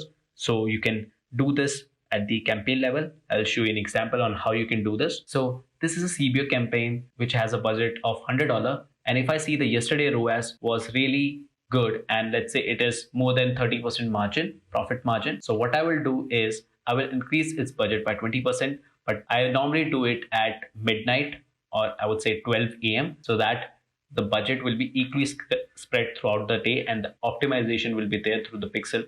So for example, I will be doing this as 120. So this is something that you can do. And similarly, if you are running ABO campaign and if an ad set is working really well and you want to scale it, so what you can do, you can increase the budget by 20%. For example, over here, you can have this as 12. So this is something that you can do. at the ABO level. So guys, that brings us to the midpoint of this free course. I hope you guys are enjoying the free course so far. I hope you've learned a lot so far, and there's going to be even more value coming into the second half of the free course. So the reason why I've stopped you guys quickly is just to let you guys know that we do offer mentoring services for paid ads and TikTok organic, because there's going to be a lot of people that are going to be watching this free course and they're going to find it overwhelming. Now, the information in this free course is amazing and it has changed loads of lives, but some people struggle with the information because it's generic and it's not specifically suited to your business, so that can cause issues for some people. Now, if you're one of those people that are looking for specific help and you're looking for more one-to-one help and a lot more support, then I'd recommend that you guys check out the mentoring, because our mentoring has been around for 4 years and it is the best rated mentoring in the industry. So if you're looking for really good mentoring and a really good community behind you, then I recommend that you check out the mentoring. Now, this mentoring is based on limited spaces. We don't teach hundreds and hundreds of people. We only teach around about 10 to 30 people a month. So if you are interested, there will be a link to a type form in the cheat sheet and in the description below. So only check this out if you're looking for mentoring, and this is the most reliable place to go to if you are looking for that type of service. So this is how you can increase your budget at the CBO level and at the ABO level, or I would say at the ad set level, whenever you see your ad set are performing. But there is a rule to it. You should not scale on everyday basis. You should do it at after, I guess, 3 to 4 days, because if you do it every day, you can trigger the learning phase and it may start from scratch. So it is possible that you can disturb the algorithm. So I would highly recommend, if you are increasing the budget and you are going vertical, I would say like you are doing vertical scaling, then in that case, you have to do this at an interval of anywhere from 2 to 3 days. I would recommend 3 days. When you're just starting out, you can increase the budget. So that is one way of doing it. But let's say if you are increasing the budget and that is not working for you, you can also try duplication method, in which if you see, for example, let's say this is an ad that is performing really well for us, for example, this one, and we see the ROAS is really good and it is much higher than our break-even ROAS. Then in that case, what we would do is basically we can click on duplicate it and just create another copy of it. So by this, we are just increasing $10 for the same audience we have. So this is how we can do the duplication method and we can scale our ads at the same time. So same thing we can apply for our CBO campaign as well. So this thing you can do is basically you can click on this, you can duplicate it, and you can also allocate like higher budget to it, so that you are basically increasing the budget and you are going aggressively. So for example, over here, let's say this audience is working really well for us. You can click on duplicate. You can increase its budget as well after duplicating it. For example, let's say I'm duplicating it and I will go with the budget. Please. You can launch it for $10 as well, but you can even increase the budget so that you can scale it aggressively from there. So that's how you do it. You see, $20 daily budget. You can even duplicate ad set at 2x to 3x at higher budget. So you can do the same for campaign as well. So this is how you do scaling part of things. But again, I will remind you that do not do it on everyday basis. That is something that you can do once your ad account is really, I would say like has spent a lot of money and it has a good amount of data. That's when you can do this type of scaling on everyday basis. Okay. The next part is, which is if you see that if yesterday's ROAS is almost equal to break-even ROAS, it is like 0.1 to 0.2 here and there. So in that case, you don't need to touch anything. For example, let's say I'm checking on regular basis and let's say at 12 a.m. or let's say 11:30 p.m. I'm just checking out these ads and I see that, okay, this ad is performing almost equal to break-even ROAS. Let's say our break-even ROAS is 1.6 and it has given us 1.7 ROAS. So I won't touch it because I will let it perform for another day or two and then we'll check the data. So basically for killing any ad set or campaign, we check 3 days plus today's data, so that we know that, okay, it has given ample amount of time and money and it has good amount of data. And that's when we decide whether we have to kill an ad set or campaign or not. So for example, like this ad set, let's say it has spent a good amount and it has given us 1.7 ROAS and our break-even ROAS is 1.6. We won't touch it because it can perform after spending a little more or maybe for 2 to 3 days down the line. So that is something that we can do. Coming to the third part, if we see, okay, the last 3 days plus today's ROAS is almost equal to break-even ROAS, then what we can do is we can reduce the budget by 20%. And that I would say normally if it is break-even ROAS, if it is equal to break-even ROAS, you can avoid disturbing it because it may perform later on. But in case if you see the ROAS is lower than your break-even ROAS, for example, if your break-even ROAS is 1.6 and it is showing 1.5, then I would say you can try out going with 20% decrease in budget just to stabilize the algorithm. And sometime it has performed really well for us by decreasing the budget. So let's say, for example, we have run it for 4 days now. It has spent $40 for us, and our we can see that the ROAS it has given us is 1.5 and our break-even ROAS is 1.6. What we will do is we'll decrease the budget by 20%. So that is something that you can also follow. That is the third part. The last part is if last 3 days plus today's ROAS is less than break-even ROAS, and by less I mean, like for example, your break-even ROAS is 1.6 and you're getting 1.4 or 1.3 ROAS in your particular ad set or campaign, you should turn them off because they are kind of unprofitable campaign or ad set for us, because we have given good amount of time. Last 3 days plus today's data is good. If let's say you're spending only $5, then maybe you require a bigger window, maybe of 6 to 7 days, then you can decide on that basis. But normally, if you're spending a good amount of money, anywhere from $10 to $50 or more for a particular ad set or campaign on daily basis, then in that case, you're providing a good amount of data to your ad set. Till it is not profitable, then you definitely should kill them and replace them with new audiences. Now let's create our first retargeting campaign. With retargeting campaign, we are going to target all those customers and people who have interacted and shown interest on our ads and maybe visited our website as well. So first of all, what we have to do is we have to create custom audiences before we create our first retargeting campaign. And to do that, what you have to do is basically click on all tools. Over here, you will see audiences. Go to audiences. Once you click on this page will appear. Over here, you can go to create audience. Click on here. Over here, you see custom audiences. So now let's understand what are different type of custom audiences. So the number one is people who have just viewed your ads. So for example, they have watched 25% of your video if it is a video ad. So you can click on this, click on next. Over here, you can select these options. So for example, normally we go with people who have watched at least 25% of the video. So you can click on this, for example. And now what you have to do is click on choose videos. With this, you will be able to choose all the videos that you have basically run ads for. And by this, you are telling Facebook to find out all the people who have interacted with your videos, video ads, and have watched at least 25% of the videos. So you can see these are the ads that I have run before, and I will select all the videos that are run particularly for that product. So for example, if I select multiple videos over here, so I will select on this. So I will select multiple videos over here. As you can see, I have selected some of the videos from the list. And once you do that, you click on confirm. After that, what you have to do is select retention videos. It means like, for example, last 7 days, last 14 days, like people who have interacted. For example, if I select 7 days, it means it will give us audiences and people who have interacted with our video in the last 7 days. If I select 14 days over here, it means that basically people who have interacted and watched at least 25% of video ads in the last 12 days. Normally I go with 14 to 30 day window period so that it has good amount of data. And how you name it, you can name it something like product. So you can name it as product, and then I normally name it as MOF, which stands for middle of the funnel, because this part or this audience are, I would say that they have interacted with our ads and they have watched our ads. So they comes to the middle of the funnel part of our whole funnel. So if you can understand this thing, like people who have interacted our ads and basically have shown interest through our ads and clicked on our ads, they comes into the middle of the funnel part. And people who have done high intent action, for example, add to cart, and they have basically initiated checkout and purchase, they come into the bottom of the funnel. So I'm naming it as MOF, and then you can basically name it as 25% plus video views, and for last 30 days, 30D. And that's how you can click on create.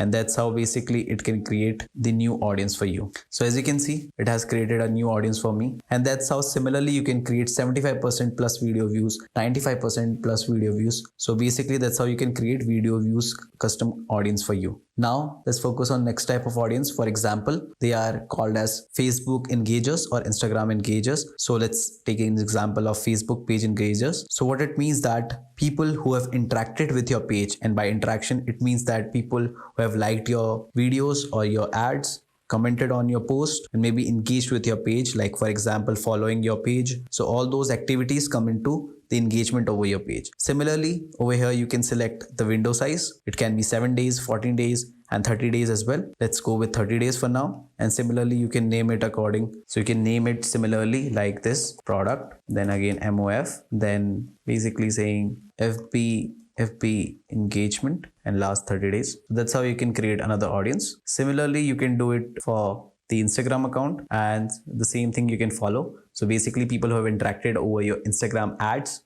and basically who have engaged with your account, Instagram account.